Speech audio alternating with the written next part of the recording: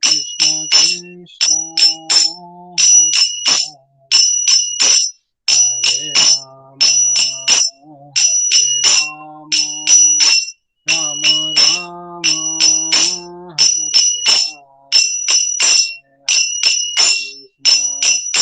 Hare Krishna Krishna Krishna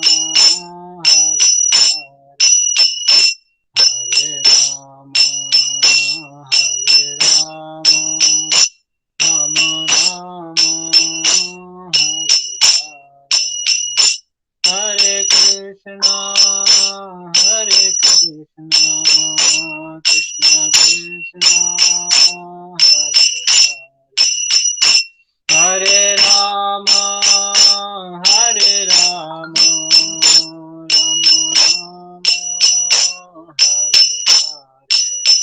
Rama Hare Krishna Krishna Krishna Hare Rama Hare Rama Rama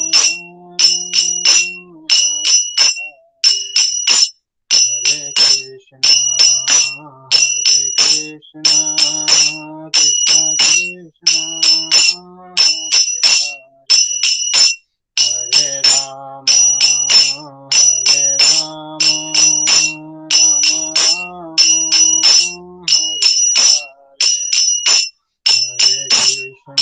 Rama Hare Krishna Krishna Krishna Hare Rama Hare Rama Rama Rama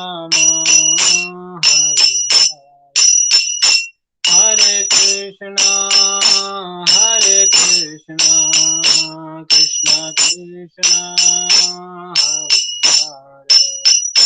Hare Rama Hare Rama Rama Rama Hare Krishna Krishna Krishna Hare Rama Hare Rama Rama Rama Hare Krishna Krishna Krishna Hare Hare Rama Hare Rama Rama Rama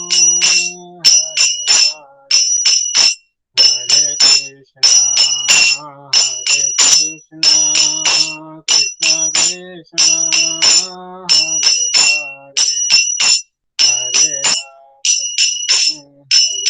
Rama Rama Rama Hare Jaya Radha Radhika Raman Radha Radhika Raman Jaya Radha Radhika Raman Radha Radhika Raman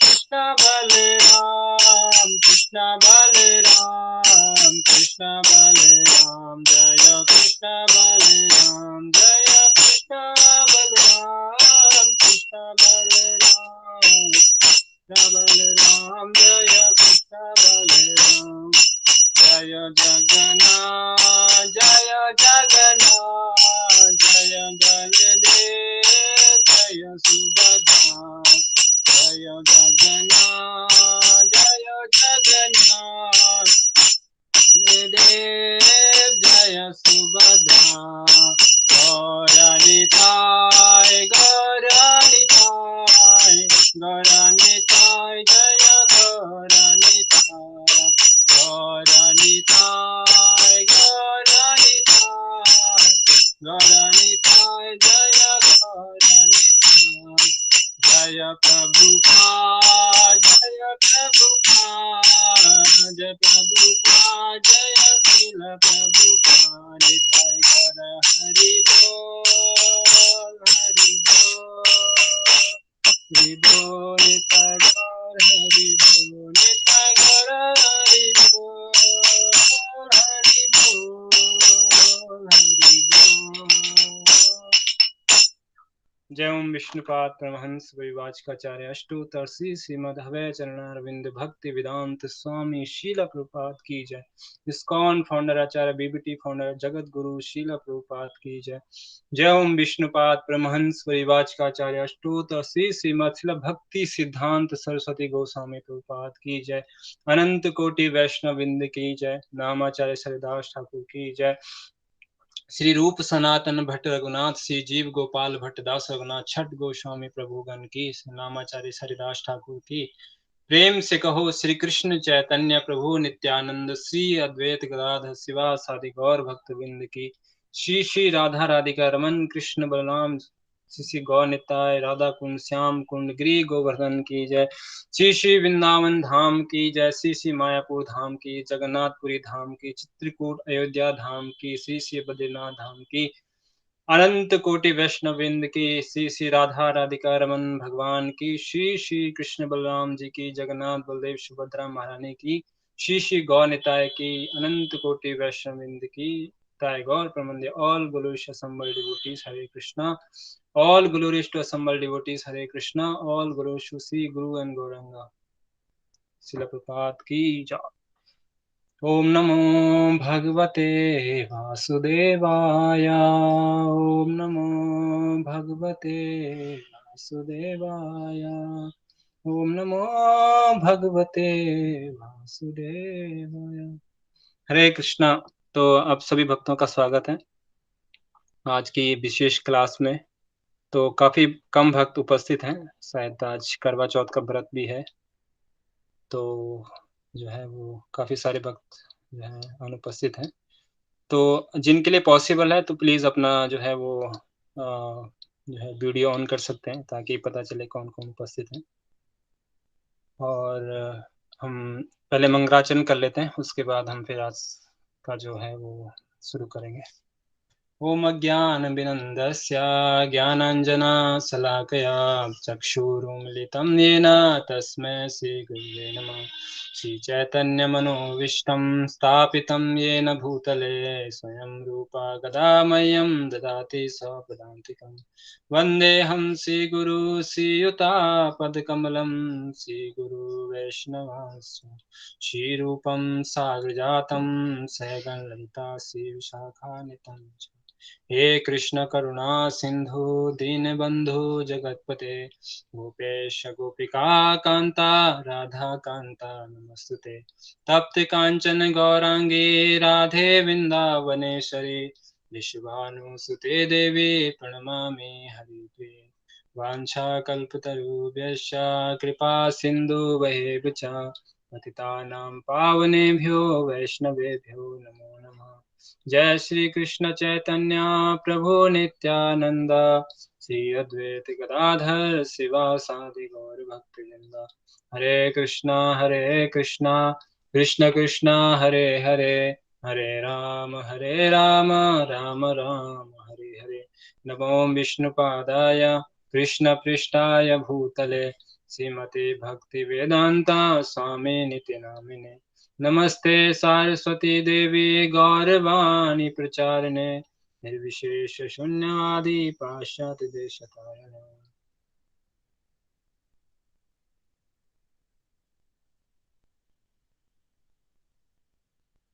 हरे कृष्णा।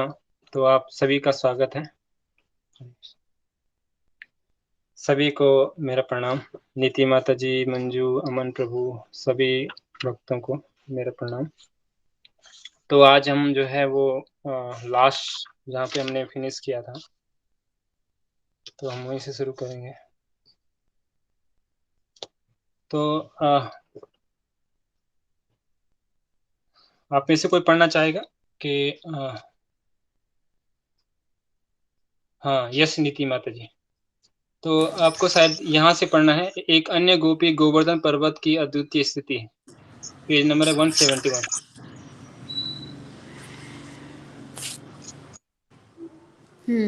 एक अन्य गोपी ने कहा,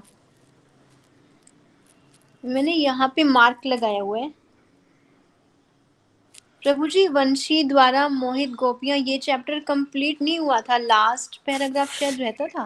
हाँ जी, हाँ जी, हाँ जी। एक अन्य गोपी गोवर्धन पर्वत की अद्वितीय स्थिति, यहाँ से मुझे किसी भक्त ने बताया माता। नहीं प्रभु जी। कोई नहीं, एक बार फिर ठीक से है, पढ़ कोई लीजिए। बात नहीं। मैंने हमेशा शोर नहीं। मैंने प्रभु जी मैंने उसके बाद वाले पैराग्राफ पे मार्क लगाया हुआ था। कोई बात नहीं, मैं यहीं से ही पढ़ देती हूँ। हाँ, एक हाँ, अन्य गोपी, ठीक है। कोई नहीं। ठीक है, हरे कृष्णा प्रभु जी, धन्य प्रणाम। एक अन्य गोपी गोवर्धन पर्वत की अद्वितीय स्थिति की प्रशंसा इस प्रकार करने लगी। यह गोवर्धन पर्वत कितना भाग्यशाली है कि इसे अपने ऊपर चलते हुए कृष्ण तथा बलराम का सानिध्य प्राप्त हो रहा है। गोवर्धन पर्वत को भगवान के चरण कमलों का निरंतर स्पर्श प्राप्त है। इसी कृतज्ञता के कारण गोवर्धन पर्वत तरह तरह के फल, मूल, औषधियां तथा अपने सरोवरों से स्वच्छ जल भेंट के रूप में प्रदान करता है। गोवर्धन पर्वत की सर्वोत्तम भेंट तो गौओं तथा बछड़ों के लिए नई उगी घास है। गोवर्धन पर्वत भगवान के प्रिय साथियों गौओं और बछड़ों को प्रसन्न करके भगवान को प्रसन्न करने की कला जानता है।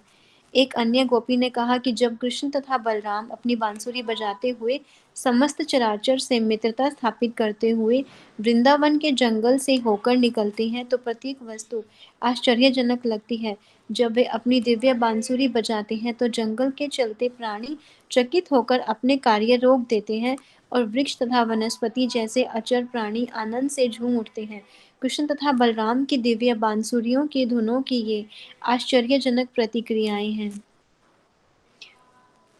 कृष्ण तथा बलराम हाँ, एक सामान्य मिनट। द्वार। इतना ही, ठीक है प्रभु जी। तो यहाँ पे आप देखेंगे तो गोवर्धन पर्वत की महिमा के बारे में बताया जाता है, और भागवतम में भी गोवर्धन पर्वत की जो महिमा है उसके बारे में बताया जाता है। तो इस मंथ जो हम ये कार्तिक का महीना मना रहे हैं, इसी मंथ में गोवर्धन पूजा भी आती है, और इस बार हम 5 नवंबर को गोवर्धन पूजा महोत्सव मना रहे हैं। तो गोवर्धन जो प्रणाम मंत्र है, हम अगर आप नोट करना चाहें तो कर सकते हैं। तो ये श्रीमद् भागवतम के 10वें स्कंद के 21वें अध्याय के 18 नंबर श्लोक पे ये आता है। बहुत सुंदर वर्सेस है।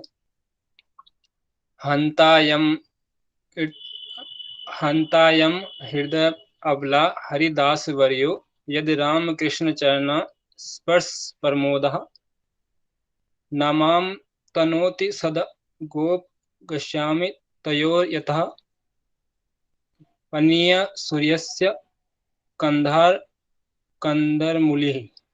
तो इसका मतलब यहाँ पे इसके ट्रांसलेशन में शिला प्रभुपाद जी बता रहे हैं, of all the devotees, this Govardhan hill is the best. Oh my friends, this hill supply Krishna and Balaram along with the claps, cows and cowherd friends with all kind of necessary water of drinking, very soft grass, caves, fruits, flowers, and vegetables. In this way, he'll offer respect to Lord. Being touched by the lotus feet of Krishna and Balaram, Govardhan will appear very jubilant. तो यहाँ पे जो है वो गोवर्धन पर्वत की महिमा के बारे में बताया जा रहा है। तो गोवर्धन पर्वत जो है वो जितने भी भक्त हैं उसमें से टॉप मोस्ट डिवोटी है गोवर्धन पर्वत। स्वयं भगवान भी गोवर्धन है। गोवर्धन की पूजा हम भगवान के रूप में भी करते हैं, और एक भगवान के जो है वो परम भक्त भी हैं। तो वो क्या क्या देते हैं, वो हमें जो है हर एक तरह के जो इस श्लोक में बताया जा रहा है, हर तरह की चीजें देते हैं। जैसे पीने के लिए पानी, वहाँ पे बहुत सुंदर सुंदर झरने हैं, और वेरी सॉफ्ट ग्रास, वहाँ पे बहुत सुंदर घास है जो कि जितनी भी गायें होती हैं वहाँ पे चरने के लिए वो घास खाती हैं। केव्स यानी गुफाएं, तो वहाँ पे जब कृष्ण बलराम धूप में जो है वो जब जाते हैं और उनको धूप लगती है तो वहाँ पे गुफाएं हैं।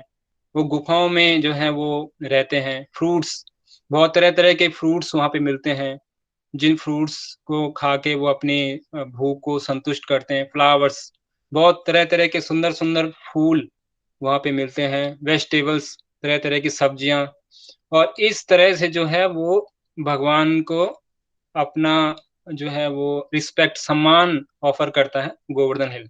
Being touched by the lotus feet of Krishna and Balaram, और इस तरह से भगवान के कमलों को स्पर्श करने के कारण जो गोवर्धन हिल है, वो जुबिलेंट हो जाता है, बहुत प्रसन्न, आनंदित हो जाता है। तो ये गोवर्धन पर्वत की महिमा है।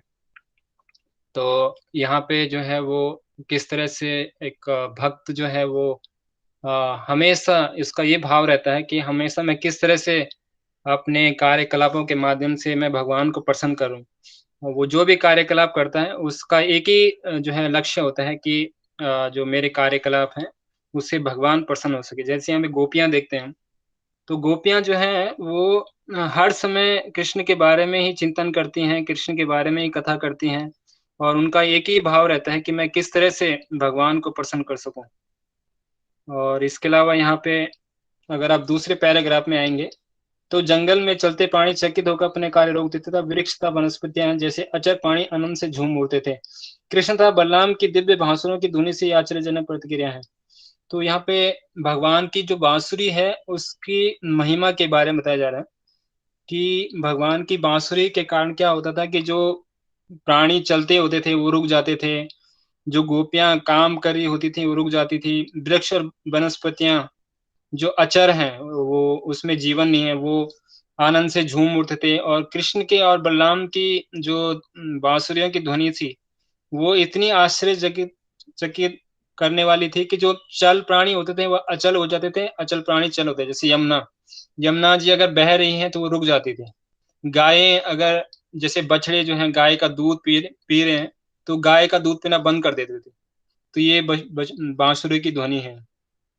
तो इसी तरह से हम इस मॉडर्न सिनेरियो में देखें, तो अगर हम हरे कृष्ण महामंत्र का जप अगर हम ध्यान से करते हैं और बड़े आदर पूर्वक करते हैं, तो हम उसी तरह का इफ़ेक्ट हम भी प्राप्त कर सकते हैं। हमें भी जो है वो हरे कृष्ण महामंत्र में जब रुचि होगा, हमारा टेस्ट डेवलप होगा, तो हम भी जो है ये जो भौतिक टेम्पटेशन है, जब देखते हैं, अब जब बाहर जाते हैं तो कितने सारे टेम्पटेशन हैं, इतने मीडियाज़ हैं, सोशल मीडिया हैं और इतने सारे प्रलोभन हैं, इंद्र तृप्ति के इतने साधन हैं, ईज़िली से एक्सेस हैं।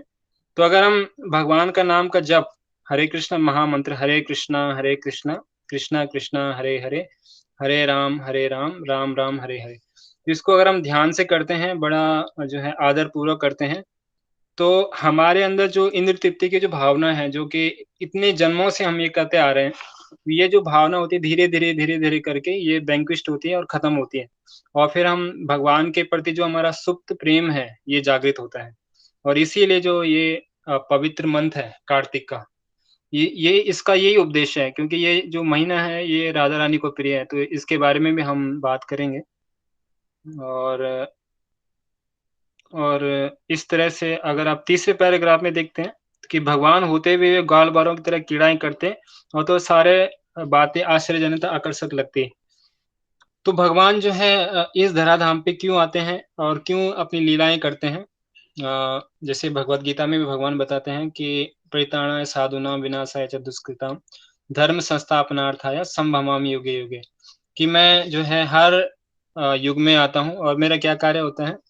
धर्म की स्थापना करना और दुष्टों का विनाश करना। तो भगवान जब भी आते हैं तो उनका जो है वो 2 काम होते हैं, एक तो परित्राणाय साधूनां और धर्म संस्थापनार्थाय संभवामि युगे युगे। तो भगवान दुष्टों का विनाश तो ऐसे ही चुटकियों से कर सकते हैं, अपनी शक्तियों के माध्यम से कर सकते हैं। भगवान चाहें तो जैसे भगवान ने कहा सृष्टि हो, तो सृष्टि हो जाती है। भगवान अपने जो है वो इशारों से ही कर सकते हैं, लेकिन अपने भक्तों के साथ आदान-प्रदान करने के लिए और भक्तों को आनंद देने के लिए भगवान आते हैं और साथ में उनका एक साइड बिज़नेस होता है कि वो असुरों का भी वध कर लेते हैं। तो ये भगवान का एक विशेष हमारे ऊपर कृपा है और उन लीलाओं को सुनने मात्र से, जैसे हम ये लीलाएँ सुन रहे हैं, तो श्रीमद् भागवतम में बताया जाता है कि श्रीमद् भागवतम में बताया जाता है कि अगर हम नियमित रूप से भागवतम का अध्ययन करते हैं, भागवतम को पढ़ते हैं, तो हमारे हृदय में जो रजोगुण और तमोगुण का प्रभाव है, वो कम हो जाता है। क्योंकि रजोगुण और तमोगुण के प्रभाव के कारण ही हम इस संसार में बंधे हुए हैं। अगर हम गुडनेस में होंगे, मोड ऑफ सतोगुण में होंगे, तो हम जो है जो सतोगुण का लक्षण बताया जाता है, वो हमेशा पीसफुल रहता है, बहुत शांत रहेगा, उसको इस संसार में किसी भी तरह की इच्छा नहीं होगी, बस अपना बॉडी और सोल को वो मेंटेन करने का प्रयास करेगा, किसी तरह का डिज़ायर नहीं होगी। जब वो रजोगुण में होता है तो उसकी एक डिज़ायर होती है कि रजोगुण का जो व्यक्ति होता है, वो जो फ्यूचर की चीज़ें हैं उसके लिए जो हैंकरिंग करता है और पास्ट की चीज़ों के लिए लैमेंट करता है। और जो तमोगुण का व्यक्ति होगा, तमोगुण का व्यक्ति हमेशा इग्नोरेंस में होगा और वो हमेशा जो है वो चीज़ों को एक्युमुलेट करेगा और ये सोचेगा कि डिले करेगा, बाद में कर लेंगे, बाद में कर लेंगे। ये जो है तमोगुण का लक्षण है। लेकिन जो सतोगुण का व्यक्ति होगा वो हमेशा पीसफुल रहता है। तो इसलिए जो है हमें प्रयास करना चाहिए हम सतोगुण में आएँ। और सतोगुण में आने के लिए शिला प्रभुपाद बताते हैं कि जो मॉर्निंग प्रोग्राम है, जो हमारा सुबह का समय है, उसको ब्रह्म मुहूर्त कहते हैं। तो हमें प्रयास करना चाहिए कि हर एक भक्त जो कि भक्ति में गंभीर होना चाहता है और चाहता है कि मैं इस मनुष्य जीवन के लक्ष्य को प्राप्त करूँ, उसको जो सुबह का समय है, उसको उसका सदुपयोग करना चाहिए और अपने जीवन को इस तरह से ढालना चाहिए कि हम जो मॉर्निंग प्रोग्राम है, जो सुबह का समय है, उसको यूटिलाइज़ करें। तो मॉर्निंग प्रोग्राम जो है 4:30 से स्टार्ट होता है, मंगल आरती से स्टार्ट हो जाता है। तो अगर किसी भक्त के लिए ये पॉसिबल नहीं है, रात हो जाती है, तो जो है वो 5:30 कर सकते हैं, 6 बजे कर सकते हैं और जब उनको समय है और अपना जप मॉर्निंग में कर सकते हैं। तो उससे क्या होगा कि आपका पूरे दिन आपका उत्साह बना रहेगा, पूरे दिन आप एंथुसियास्टिक फ़ील करेंगे भक्ति में, अपने हर एक कार्य में जो है आप बहुत उत्साहित रहेंगे। तो ये जो है वो कुछ चीज़ें थी। और इसी के बाद अगर आप आगे पढ़ेंगे तो जब कृष्ण वृंदावन के जंगल में या गोवर्धन पर्वत पर गौएं चराने में व्यस्त रहते, उस समय ग्राम की गोपियां उनके विषय में सोचने और विविध लीलाओं का बखान करने में लीन रहती। यह कृष्ण के विचारों में निरंतर लीन रहने का सम्यक उदाहरण है। यही प्रवृत्ति गोपियों के आचरण में सदैव स्पष्ट पाई जाती है। अतः भगवान चैतन्य ने घोषित किया है कि परमेश्वर की पूजा अन्य कोई विधि गोपियों की इस विधि से शेष नहीं है। तो गोपियां जो है वो हमेशा कृष्ण के विचारों में लीन रहती थी। हमेशा वो यही मनन करती थी कि भगवान जो है वो आज जंगल में गए होंगे, क्या उन्होंने जो है किस तरह का पोशाक धारण किया होगा, क्या भगवान ने आज खाया होगा। और अगर हमें भी अपने जीवन में अगर सफल होना चाहते हैं, तो यहाँ पे चैतन्य महाप्रभु बता रहे हैं कि जो गोपियों की जो जिस तरह से गोपियों ने भगवान की पूजा की है, जिस तरह गोपियों का चिंतन है, हमें भी उसी तरह का चिंतन भगवान के प्रति करना चाहिए। उससे क्या होगा कि हम भी जो है जो कि जीवन का लक्ष्य है कृष्ण प्रेम, उसको हम प्राप्त कर पाएँगे। अभी इनिशियल स्टेज पे अगर पॉसिबल नहीं है ये चीज़ें करना, तो हम जो है जो हमारा जप होता है, हम इससे शुरू कर सकते हैं। हम जप के समय प्रयास करें कि हम कोई और प्रतिक्रिया ना करें। कई समय हमने देखा है भक्तों को कि जप के समय वो हर कार्य करेंगे, ऑफ़िस की चीज़ें भी करेंगे, इधर-उधर की बातें करेंगे, लेकिन हमें प्रयास करना चाहिए जब हम जप करें, केवल जप करें। जो हमारे 16 माला है, अब जितने भी भक्त हैं यहाँ पे 16 माला कर रहे हैं या 2 माला कर रहे हैं, 4 माला कर रहे हैं, तो उनसे मेरा यही निवेदन है कि वो अपना जप के समय केवल जप करें। तो उससे क्या होगा आप खुद फ़ील करेंगे, आप आध्यात्मिक जो है वो एडवांसमेंट आप खुद फ़ील करेंगे कि आप धीरे-धीरे आगे बढ़ रहे हैं। ठीक है, आगे बढ़ सकते हैं माता जी? और कोई पढ़ना चाहेगा?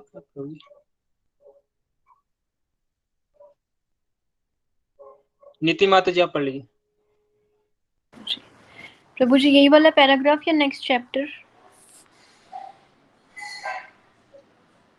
ये पैराग्राफ पूरा हो गया ना? हाँ। नेक्स्ट पैराग्राफ नेक्स्ट चैप्टर पढ़ सकते हैं। चैप्टर 22 गोपियों का चीरहरण। वैदिक सभ्यता के अनुसार 10 से 14 वर्ष तक की कुमारियों को अच्छे पति की प्राप्ति के लिए या तो शिव की या फिर देवी दुर्गा की पूजा करनी होती है, किंतु वृंदावन की कुमारियां तो पहले से ही कृष्ण के सौंदर्य के प्रति आकृष्ट थी। वे हेमंत ऋतु शीत ऋतु के पूर्व के प्रारंभ में देवी दुर्गा का पूजन किया करती थी। हेमंत का पहला मास अग्रहायण अक्टूबर-नवंबर है और इस मास में वृंदावन की सारी कुमारियां गोपिकाएं व्रत रखकर देवी दुर्गा की पूजा करने लगी। सर्वप्रथम उन्होंने हविष्यान ग्रहण किया, जिसे मूंग की दाल या चावल में कोई मसाला या हल्दी डाले बिना उबालकर तैयार किया जाता है। वैदिक आदेश के अनुसार कोई भी अनुष्ठान करने से पहले शरीर को शुद्ध करने के लिए ऐसे भोजन की संस्तुति की जाती है। वृंदावन की सारी कुमारी गोपियां यमुना नदी में नित्य प्रातः स्नान करके देवी कात्यायनी की पूजा करती थी। कात्यायनी देवी दुर्गा का ही दूसरा नाम है। इस देवी की पूजा यमुना की बालू से प्रतिमा बनाकर की जाती है। वैदिक शास्त्रों में संस्तुति की गई है कि अर्च विग्रह की रचना विभिन्न प्रकार के पदार्थों से की जा सकती है। इसे रंगा जा सकता है, इसे धातु, रत्न, काष्ठ, मिट्टी या पत्थर से बनाया जा सकता है, या फिर पूजने वाला अपने हृदय के भीतर उसका चिंतन कर सकता है। मायावादी चिंतकों के अनुसार ये सारे अर्च विग्रह काल्पनिक हैं, किंतु वैदिक साहित्य में इन्हें वास्तव में परमेश्वर या विभिन्न देवताओं के समरूप माना जाता है। सारी कुमारी थैंक यू। गोपी प्रभु इतना ही। इसको पहले डिस्कस कर लेते हैं। कुछ कुछ पॉइंट्स हैं, जैसे वैदिक सभ्यता के अनुसार 10 से 14 वर्ष तक की कुमारियों को अच्छे पति की प्राप्ति के लिए या तो शिव या फिर दुर्गा देवी की पूजा करनी होती थी। तो ये वैदिक जो वेदों में इस चीज की स्तुति की जाती है कि अगर किसी को कुछ अपूर्ण चाहिए तो वो जो है वो शिव की या देवी दुर्गा की पूजा करते हैं। तो आज भी अगर हम भारत में देखें तो कुछ लोगों को, जैसे कुछ भौतिक अपूर्ण चाहते हैं, वो भगवान शिव की पूजा करते हैं। तो शिव जी की पूजा करने से उनको क्या होता है कि जो है उनको भौतिक ऐश्वर्य प्राप्त होता है, लेकिन वो क्षणिक होता है। और उसी तरह से देवी दुर्गा की पूजा करने से जो है उन्हें ऐश्वर्य प्राप्त होगा, और ये सारी चीजें होती है। लेकिन ये अल्टीमेटली भगवान गीता में इस चीज को कहते हैं कि अगर जो देवी देवताओं की पूजा करते भी हैं वो इनडायरेक्ट वे में मेरी पूजा ही करते हैं, क्योंकि भगवान के जो देवी देवता है वो भगवान के प्रतिनिधि हैं। ये हम इसकी जानकारी प्राप्त करते हैं भगवत गीता के माध्यम से। और भगवत गीता में स्पष्ट बताया गया है कि जितने भी ये डेमीगॉड्स हैं, डेमीगॉड्स के पास जो पावर्स हैं वो जितने भी डेमीगॉड्स हैं उनकी पावर भगवान से ही आती है। भगवान ने उनको जो है ये अ, ये उनको एक पावर दी है कि वो उस पावर का यूज कर सकें और सही यूज कर सकें। और आप इसमें देखेंगे कि गोपियां जो हैं उन्होंने भगवान को पति के रूप में प्राप्त करने के लिए कितनी कठिन मेहनत की। यहाँ पे बताया हुआ है कि जैसे मूंग की दाल चावल में कोई मसाला या हल्दी बिना डाले उबाल कर तैयार किया जाता था, और बहुत ही कड़ी तपस्या, वो भी कब, जबकि अक्टूबर नवंबर में, अभी जैसे ये अक्टूबर नवंबर मंथ का ये समय चल रहा है लगभग, तो इस मंथ में गोपियों ने, और वो यमुना में जाती थी, वहां नित्य स्नान करती थी। कात्यायनी देवी, और यहाँ बता रहे हैं शिला प्रभुपाद की कात्यायनी देवी दुर्गा का ही दूसरा नाम है। और फिर वो बालू की प्रतिमा बनाती, और जिस तरह से पर, प्रतिमा बनाती थी उसकी पूजा करती थी। तो हम देखते हैं कि गोपियां जो हैं वो भगवान को प्राप्त करने के लिए कितनी लालसा थी, और वो हमेशा जो है वो इसी चीज में रहते कि हम भगवान को किस तरह से प्रसन्न कर सकें। तो हम भी जैसे जो एकादशी व्रत आता है वो भी हमारे लिए जो है, जो वैष्णव हैं, जो कि हम भगवान कृष्ण को प्रसन्न करना चाहते थे, तो हमें इन व्रतों का बड़ी सख्ती के साथ पालन करना चाहिए। जैसे एकादशी आता है, या रामनवमी आता है, या राधाष्टमी, जन्माष्टमी, इस तरह के जो भी पर्व आते हैं तो हमें प्रयास करना चाहिए कि हम अच्छे से इनका पालन करें। और इन दिनों में हम प्रयास करें कि हम जितना हमारे शरीर के लिए जरूरत है उतना ही हम खाएं, और ज़्यादा से ज़्यादा हम श्रवण कीर्तन करें। और इसका अगला आप इसी में देखेंगे तो वैदिक शास्त्रों में स्तुति की गई है कि अच विग्रह की रचना विभिन्न प्रकार के पदार्थों से की जा सकती है।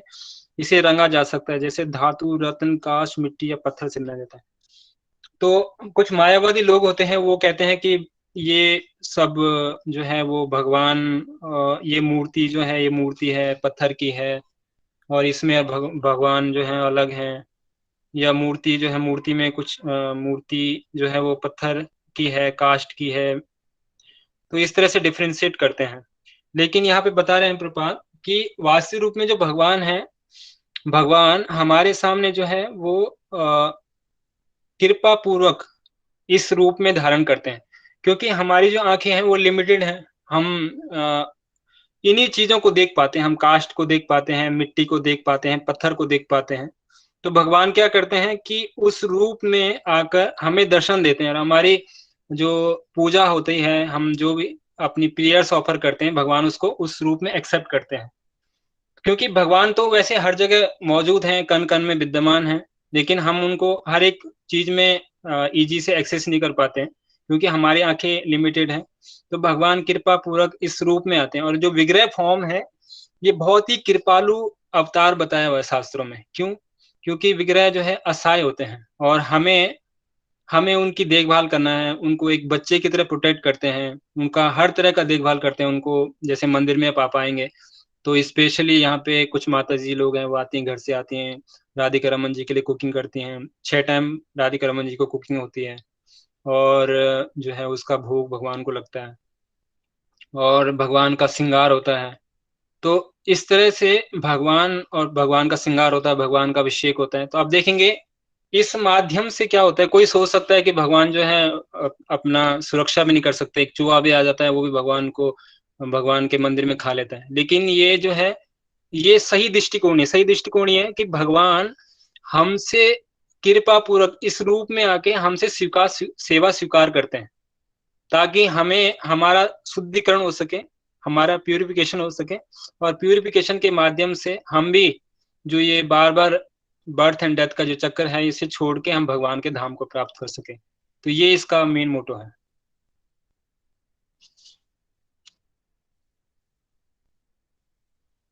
और इसी तरह से हम शास्त्रों में भी बहुत सारे स्टोरीज पढ़ते हैं कि किस तरह से जो भगवान की मूर्ति है और भगवान है, उसमें कोई अंतर नहीं है।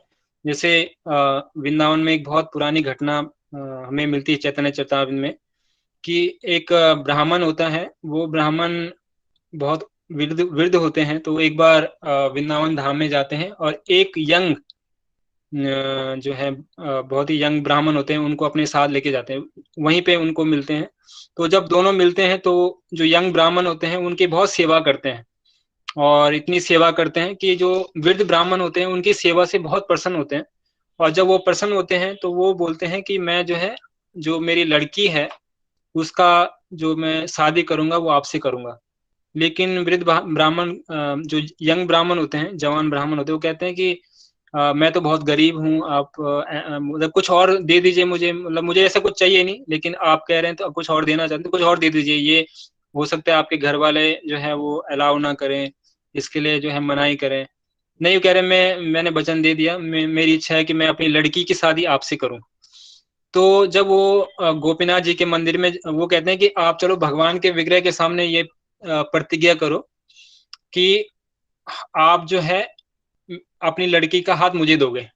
तो जब वो वहां पे जाते हैं और जो श्री भगवान गोपीनाथ जी होते हैं, गोपीनाथ जी के सामने ये प्रार्थना करते हैं कि गोपीनाथ, मैं ये जो जवान ब्राह्मण है, इनको अपनी लड़की का हाथ इनके हाथ में देता हूँ। तो जब ये प्रार्थनाएं करते हैं तो फिर ऐसे करते वो वापस आ जाते हैं। जब वापस आते हैं अपने गांव में, तो कुछ समय बीतने के बाद वो जो जवान ब्राह्मण होते हैं वहां उनके घर में जाते हैं, जो वृद्ध ब्राह्मण थे, कि आपने मुझे बोला था कि आप अपनी लड़की का हाथ मेरे हाथ में देंगे। तो वो उनके जो ब्रदर्स थे, उनके ब्रदर ने मना कर दिया। उनके ब्रदर ने बोला कि ये तो वृद्ध ब्राह्मण है और ये मतलब ये तो जो है यंग ब्राह्मण है, गरीब हैं, तो इनको मैं अपनी लड़की का हाथ कैसे दे सकता हूँ, और इनकी कमाई धमाई कुछ है नहीं, और मैं इनका अपनी लड़की का हाथ इनके हाथ में नहीं दे सकता। तो जब उन्होंने इस तरह सुना तो उन्होंने कहा कि नहीं, आपने भगवान के सामने वचन दिया है और भगवान को आपने बोला था कि मैं ऐसे करूंगा। अगर आप भगवान का कहना नहीं मानेंगे या भगवान के सामने आपने जो वचन दिया है उसका अगर आप नहीं मानेंगे तो आपको पाप चढ़ेगा। तो फिर वो कहते हैं कि वो उनको जो उनके ब्रदर होते हैं, जो उस लड़की के ब्रदर होते हैं, उनको बहुत पिटाई करते हैं, उनको भगा देते हैं वहां से।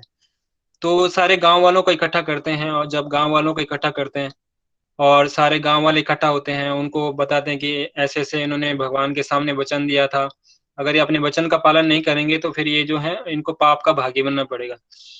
तो वो कहते हैं ठीक है, आप जो है भगवान को बुला के ले आओ।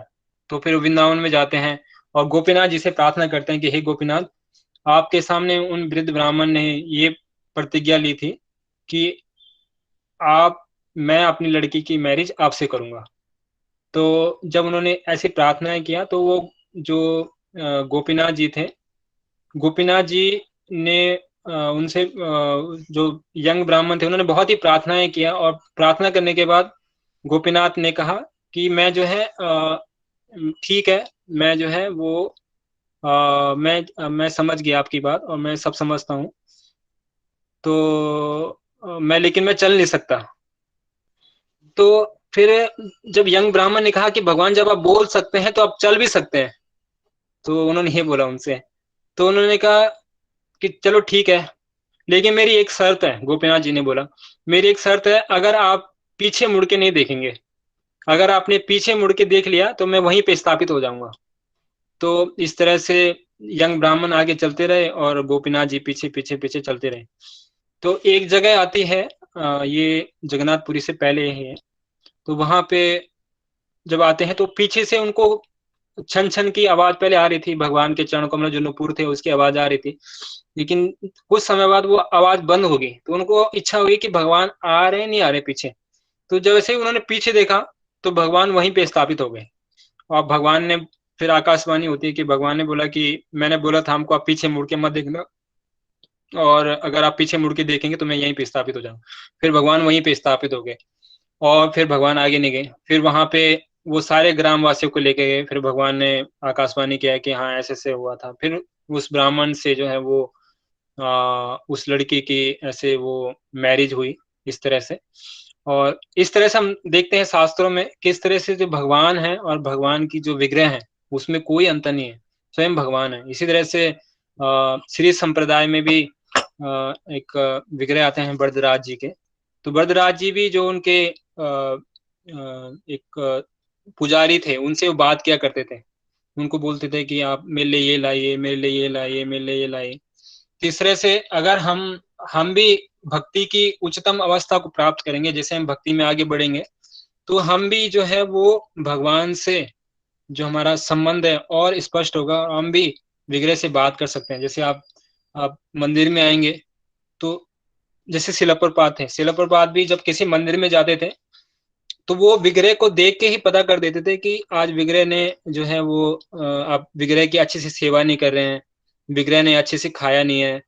तो शिला प्रपात जी भी एक बार एक मंदिर में गए थे, तो वहां पे प्रपात गए तो उनको लगा कि जब उन्होंने विग्रह के दर्शन किए तो देखा कि विग्रह जो है वो काफी उदास से हैं। तो उन्होंने बोला कि आज आपने विग्रह की सेवा अच्छे से नहीं की, तो आप जो है विग्रह की सेवा अच्छे से कीजिए, उनकी अच्छे से खिलाइए।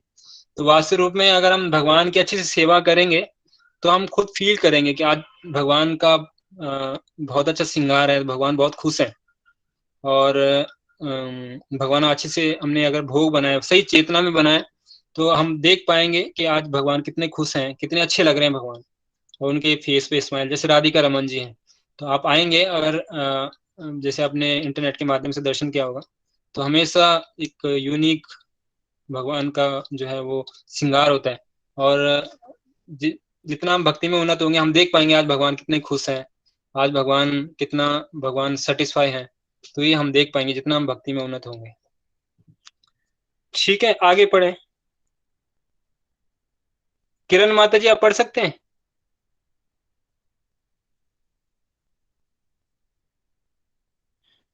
आप पहले वो कर लीजिए, अनम्यूट कर लीजिए। आप मुझे पेज नंबर बता दीजिए, पैरा। हाँ, ये 22वां चैप्टर है माता जी, गोपियों का चीर हरण, और दूसरा पैराग्राफ है, सारी कुमारी गोपिकाएं।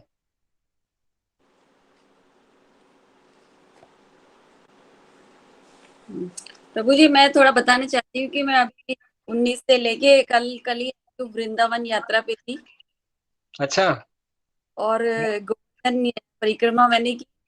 फिर उसके बाद नंदगांव से जो ब्रिज यात्रा चलती हाँ जाती हाँ है, हाँ और हाँ।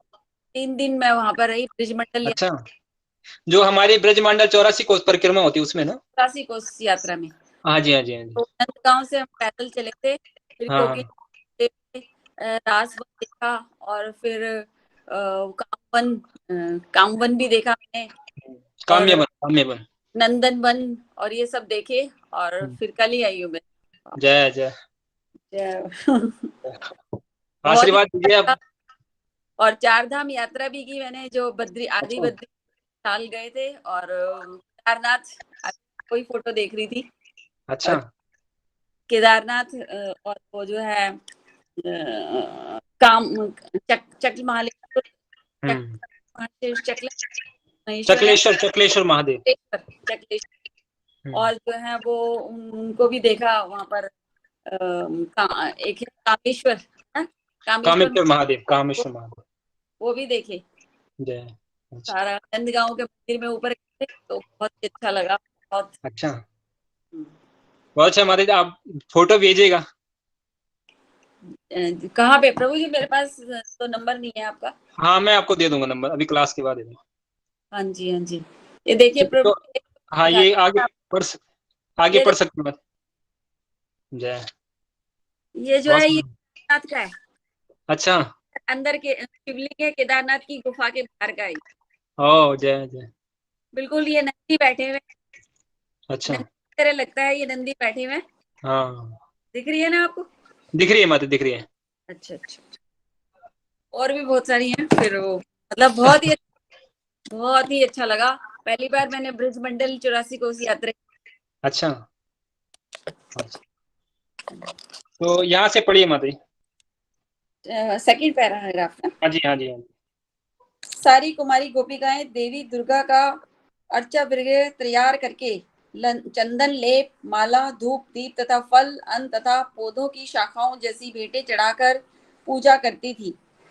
पूजा के बाद वरदान मांगने की प्रथा है। ये कुमारिकाएं देवी कात्यायनी की पूजा अत्यंत भक्ति पूर्वक करती और उन्हें इस प्रकार संबोधित करती: हे भगवान की परम बहिरंगा शक्ति, हे परम योग शक्ति, हे जगत की परम नियंता, हे देवी, आप हम पर दयालु हो और नंद महाराज के पुत्र कृष्ण से हमारा विवाह कराने की व्यवस्था करें। सामान्यतः वैष्णव जन किसी देवता को नहीं पूजते। श्री नरोत्तम दास ठाकुर ने उन लोगों को जो विशुद्ध भक्ति में अग्रसर होना चाहते हैं, देवताओं की पूजा करने से नितांत मना किया है। फिर भी गोपियां, जिनका कृष्ण प्रेम अद्वितीय है, दुर्गा की पूजा करती थी।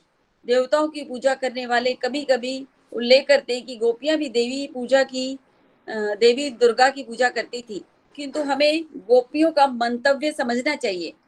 सामान्य रूप से लोग किसी भौतिक वरदान के लिए देवी दुर्गा की पूजा करते हैं, किंतु यहाँ तो गोपियां देवी से भगवान कृष्ण की पत्नियां बनने का वरदान मांगती थी। कहने का तात्पर्य यह है कि यदि हमारे कर्म का केंद्र बिंदु कृष्ण हो, तो अपने उद्देश्य की पूर्ति के लिए भक्त किसी भी साधन को अपना सकता है। गोपियां कृष्ण की सेवा करने या उन्हें प्रसन्न करने के लिए कोई भी साधन अपना सकती थी। यह गोपियों की सर्वोत्कृष्ट विशेषता थी। उन्होंने कृष्ण को पति रूप में प्राप्त करने के लिए पूरे 1 मास तक देवी दुर्गा की पूजा की। वे प्रतिदिन नंद महाराज के पुत्र कृष्ण को अपना पति बनाने के लिए प्रार्थना करती। ये गोपियां बड़े सवेरे यमुना के तट पर स्नान करने जाती। ये वहां एकत्र होती और एक दूसरे का हाथ पकड़कर कृष्ण की अद्भुत लीलाओं का उच्च स्वर में गान करती। भारत की युवतियां तथा स्त्रियों में यह पुरानी प्रथा है कि जब वे नदी में स्नान करती हैं, तो वे अपने सारे वस्त्र किनारे पर रख देती हैं और तब पूर्णतः नग्न होकर जल में डुबकी लगाती हैं। अतः नदी के जिस भाग में वे स्नान करती हैं, वहां पुरुषों के आने पर कड़ा प्रतिबंध रहता है और यह प्रथा आज तक चालू है। भगवान कृष्ण इन कुमारी तरुण गोपियों के मन की बात जानते थे, अतः उन्होंने उनकी मनोकामना पूरी की। उन्होंने कृष्ण को पति रूप में प्राप्त करने की प्रार्थना की थी और कृष्ण उनकी इस मनोकामना को पूरा करना चाह रहे थे। महीना एक मिनट एक मिनट। तो यहाँ पे जो है वो जहाँ से माता जी ने शुरू किया था पढ़ना, वहां के अगर आप लास्ट लाइन में आएंगे, सामान्यतः वैष्णव जन किसी देवता को नहीं पूजते, इसलिए नरोत्तम दास ठाकुर ने उन लोगों को विशुद्ध भक्ति के अग्रसर होना चाहते हैं, देवताओं की पूजा करने में नितांत मना किया है। फिर भी गोपिकाएं, जिन्हें कृष्ण प्रेम अद्वितीय है, वो दुर्गा की पूजा करते थे। तो वैष्णव जन जो है वो किसी देवी देवता को पूजते भी हैं, तो वो इस भावना से पूजते हैं कि जो कृष्ण है वो हमारी सेवा से प्रसन्न हो सके, और कृष्ण अगर प्रसन्न होंगे तो हमें सारे बेनेडिक्शन, जितने भी बेनेडिक्शन है, हमें प्राप्त हो जाएंगे।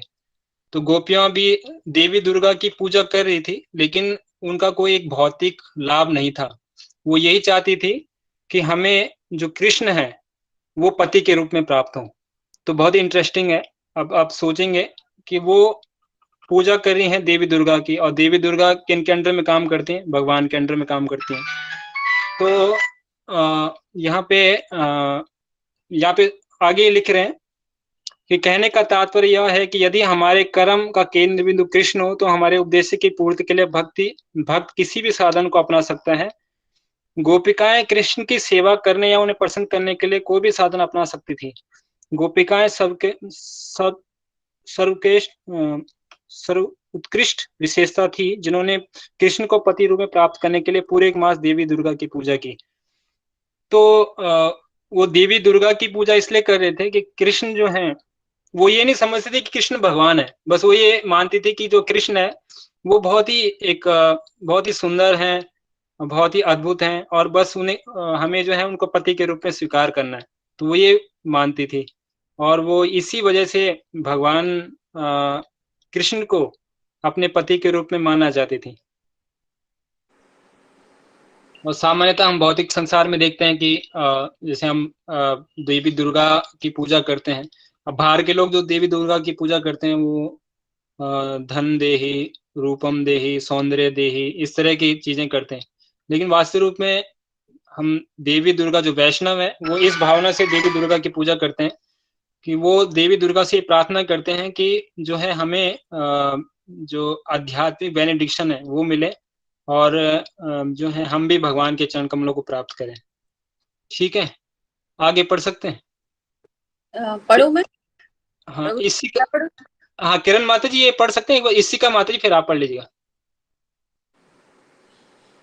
हाँ जी प्रभु। क्या कह रहे हैं? मुझसे तो नहीं कह। अच्छा हाँ, अब ये दूसरा पैराग्राफ पढ़ लीजिएगा किरण माता जी, ठीक है? माता जी आप पढ़िए। ये गोपियां बड़े सवेरे यमुना के तट पर स्नान करती, बाद में पढ़ लीजिए। ये वहां एकत्र होती और एक दूसरे का हाथ पकड़कर कृष्ण की अद्भुत लीलाओं का उच्च स्वर में गान करती। भारत की युवतियां तथा स्त्रियों में यह पुरानी प्रथा है कि जब वे नदी में स्नान करती हैं तो वे अपने सारे वस्त्र किनारे पर रख देती हैं, और जब पूर्णतः नग्न होकर जल में डुबकी लगाती हैं, अतः नदी के जिस भाग में वे स्नान करती हैं वहां पुरुषों के आने पर कड़ा प्रतिबंध रहता है, और यह प्रथा आज तक चालू है। भगवान कृष्ण कुमारी तरुण गोपियों के मन की बात जानते थे, अतः उन्होंने उनकी मनोकामना पूरी की। उन्होंने कृष्ण को पति रूप में प्राप्त करने की प्रार्थना की थी, और कृष्ण उनकी इस मनोकामना को पूरा करना चाह रहे थे। महीना पूरा होने पर कृष्ण अपने साथियों समेत वहां पर प्रकट हुए। कृष्ण का दूसरा नाम योगेश्वर है। ध्यान का अभ्यास करके योगी अन्य पुरुषों की मानसिक स्थिति का पता लगा सकता है। अतः कृष्ण गोपियों की मनोकामना को निश्चित रूप से जान गए। वे वहां प्रकट हुए और तुरंत गोपियों के वस्त्र समस्त वस्त्र उठाकर पास के वृक्ष पर चढ़ गए और मुस्कुराते हुए उनसे बोले, हे युवतियों, तुम एक एक करके यहाँ आओ और मुझसे प्रार्थना करके अपने अपने वस्त्र ले जाओ। मैं तुम लोगों से कोई हंसी नहीं कर रहा, मैं तुम्हें सच सच कह रहा हूँ। तुम लोगों से हंसी करने का मेरा कोई इरादा नहीं है, क्योंकि तुम देवी कात्यायनी की पूजा करते हुए एक मास तक अनुष्ठान करके थक गई हो। हाँ, तुम सब एक साथ यहाँ मत आओ, तुम अकेले अकेले आओ। मैं तुम में से प्रत्येक को तुम्हारे पूर्ण सौंदर्य के साथ देखना चाहता हूँ, क्योंकि तुम सभी शीर्ण कटी वाली हो। मैंने तुम सबको से एक एक करके आने के लिए कहा है, अतः मेरी आज्ञा का पालन करो। जब जल के भीतर स्थित कुमारिकाओं ने कृष्ण के ऐसे परिहास भरे शब्द सुने तो वे एक दूसरे की ओर देख देख कर हंसने लगी। वे कृष्ण के इस निवेदन को सुनकर परम प्रसन्न हुई, क्योंकि वे पहले से उन्हें प्रेम करती थी। वे लज्जावश एक दूसरे की ओर देखती रही, किंतु जल से निकल कर बाहर न आई, क्योंकि वे नग्न थी।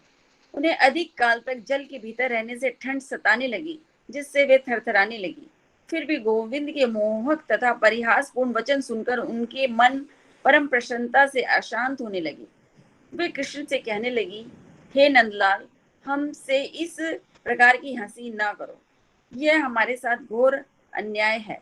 तुम नंद महाराज के पुत्र होने के कारण अत्यंत प्रतिष्ठित हो और हमें अत्यंत प्रिय हो, किंतु तुमको इस समय हमारे साथ ऐसा प्रयास नहीं करना चाहिए, क्योंकि हम ठंडे जल के कारण ठिठुर रही हैं। कृपा करके हमें तुरंत हमारे वस्त्र दे दो, अन्यथा हमें कष्ट होगा। वे पुनः कृष्ण से अत्यंत विनीत भाव से कहने लगी, हे श्याम सुंदर, हम तुम्हारी शाश्वत दासी हैं। तुम हमें जो भी आज्ञा दोगे उसे हम बिना हिचक के करने के लिए बाध्य हैं, किंतु हम उसे अपना पुनीत कर्तव्य क्योंकि हम उसे अपना पुनीत कर्तव्य समझती हैं। किंतु यदि तुम हमारे समक्ष ऐसा प्रस्ताव रखोगे जिसे संपन्न करना असंभव हो, तो यह समझ लो कि हमें नंद महाराज से तुम्हारी शिकायत करनी पड़ेगी। यदि नंद महाराज उस पर कोई कार्रवाई नहीं करेंगे, तो हम तुम्हारे इस दुर्व्यवहार को राजा कंस से कहेंगे। कुमारी हाँ, गोपी, एक मिनट माता जी, थैंक यू। धन्यवाद। तो थैंक यू माता जी। तो इसमें जो है वो यहाँ पे गोपियों की चीर हरण लीला चल रही है।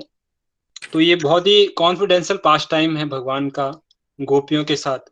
और वास्तविक रूप में आप देखेंगे भगवान का एक नाम है आत्माराम, जो अपने आत्मा में ही रमन करते हैं। भगवान को किसी एक्सटर्नल चीज से कोई आवश्यकता नहीं है।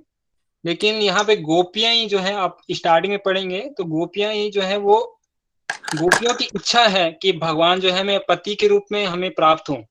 जैसे अलग अलग भक्त हैं, तो अलग अलग भक्तों की अलग अलग इच्छाएं हैं। कुछ भक्त इच्छा करते हैं भगवान से कि भगवान जो है हमारे बालक बने, जैसे यशोदा माँ और नंद महाराज हैं, तो वो ये प्रार्थना करते हैं कि भगवान हमारे पुत्र के रूप में प्राप्त हो। इसी तरह से जो गोपियां हैं, गोपियां भगवान से प्रार्थना करती हैं कि भगवान जो है हमारे पति के रूप में हमें मिले। तो इसी चीज को भगवान ने पूरा करने के लिए जो गोपियां हैं वो इस रूप में आई और भगवान की वो पूजा करने लगी। तो हमें इस लीला को एक मंडेन प्लेटफॉर्म पे नहीं समझना चाहिए कि एक जैसे एक फिल्म में एक्टर होता है, एक हीरोइन होता है, एक हीरो होता है, इस तरह से नहीं समझना चाहिए। और ये एक पूरी दिव्य लीलाएं हैं। और इन दिव्य लीलाओं को सुनने से भी हो सकता है किसी, अगर हम बाहर के स्त्री पुरुष के बारे में सुने तो उससे हमारे अंदर काम विकार आए। लेकिन जब हम ऐसी भगवान की लीलाओं को सुनते हैं तो हमारा हृदय, इससे जो होता है हमारा हृदय साफ होता है, स्वच्छ होता है, और हम भी भगवान की लीलाओं को अप्रिशिएट करते हैं। तो वास्तविक रूप में ये भगवान की लीलाओं का सुनने का ये सुखदेव गोस्वामी बताते हैं श्रीमद् भागवतम में कि जब हम भगवान की लीलाओं को गोपियों के साथ जो लीलाएं हैं भगवान की, उसको हम सुनते हैं तो उससे हमारे हृदय में जो काम है, जो काम वासना है जो इस संसार में हमें बांध के रखती है, वो खत्म होती है। ठीक है, इसी का माता जी आप पढ़ेंगे आगे? हाँ जी प्रभु जी, हरे कृष्ण। हरे कुमारी गोपिकाओं की यह विनती सुनकर कृष्ण ने कहा, हे बालिकाओं, यदि तुम अपने को मेरी शाश्वत सेविका मानती हो और मेरी आज्ञा का पालन करने के लिए सदैव तैयार रहती हो, तो मेरी यह विनती है कि तुम प्रसन्न मुख एक एक करके यहाँ आओ और अपने अपने वस्त्र ले जाओ। यदि तुम नहीं आती और और मेरे पिता से शिकायत करोगी तो मैं कोई परवाह नहीं करूंगा, क्योंकि मैं जानता हूँ कि मेरे पिता वृद्ध हैं और मेरे विरुद्ध वे कुछ भी नहीं कर सकते। जब गोपियों ने देखा कि कृष्ण दृढ़ संकल्प है, तो उनके पास आज्ञा पालन के अतिरिक्त अन्य कोई चारा न था। वह एक एक करके जल से निकलकर बाहर आई, किंतु पूर्ण नग्न होने के कारण अपनी नग्नता छिपाने के लिए वह अपने गुप्तांगों पर अपना बायां हाथ रखे थी। ऐसी मुद्रा में वह थरथरा रही थी। उनके इस सरल स्वभाव के कारण कृष्ण उन पर प्रसन्न हो गए। इस प्रकार जिन कुमारी गोपियों ने कृष्ण को पति रूप में पाने के लिए कात्यायनी से प्रार्थना की थी, वह सब प्रसन्न हो गई। कोई भी स्त्री अपने पति के अतिरिक्त अन्य किसी पुरुष के समक्ष नग्न नहीं हो सकती। यह अविवाहित गोपिकाएं कृष्ण को पति रूप में चाहती थी और कृष्ण ने उनकी इच्छा इस तरह पूरी की।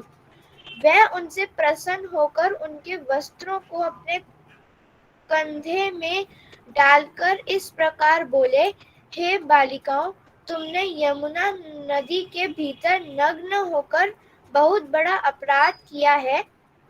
इस कारण यमुना के अधिष्ठाता वरुण देव तुम लोगों से अप्रसन्न हो गए हैं।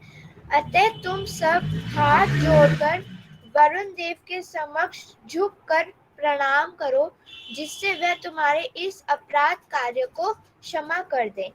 गोपियां अत्यंत सरल जीवात्माएं थी और कृष्ण जो भी कहते उसे वह सत्य मान लेती।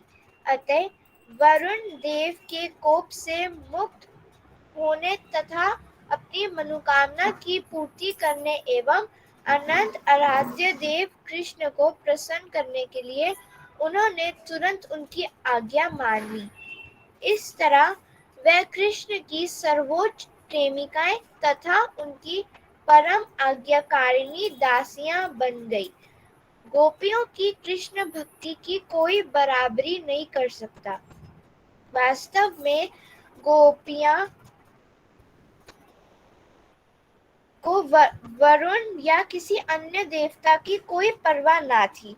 वह तो केवल कृष्ण को प्रसन्न करना चाहती थी। कृष्ण गोपियों के सरल आचरण से अत्यधिक प्रभावित तथा प्रसन्न थे। अतः उन्होंने तुरंत ही उनके वस्त्र वापस कर दिए। यद्यपि कृष्ण ने इन तरुण गोपिकाओं को ठगा था और उन्हें अपने समक्ष नग्न खड़ा रखा था तथा उन्हें परिहास का आनंद लूटा था, और यद्यपि उन्होंने उन सबको पुतलिकाएं समझकर उनके वस्त्र चुरा लिए थे, तो भी वह सब उनसे प्रसन्न थी और उन्होंने कभी भी उनकी शिकायत नहीं की।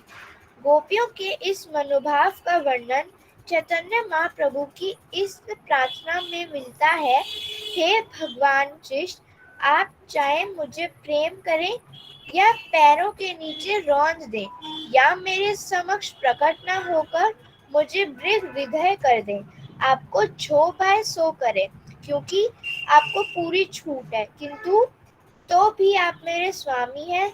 मेरा कोई अन्य आराध्य नहीं है। कृष्ण के प्रति गोपियों का ऐसा था मनोभाव। हाँ, थैंक यू इशिका माता जी। हरे कृष्ण। हरे कृष्णा। तो यहाँ पे जो है गोपियों के बारे में बताया जा रहा है कि गोपियां जो है वो भगवान को प्राप्त करने के लिए किसी भी अवस्था तक जाने के लिए तैयार होती है थी। और यहाँ पे अगर हम देखेंगे कि गोपियां अत्यंत सरल जीवात्माएं थी और कृष्ण जो भी कहते उसे सत्य मान लेती।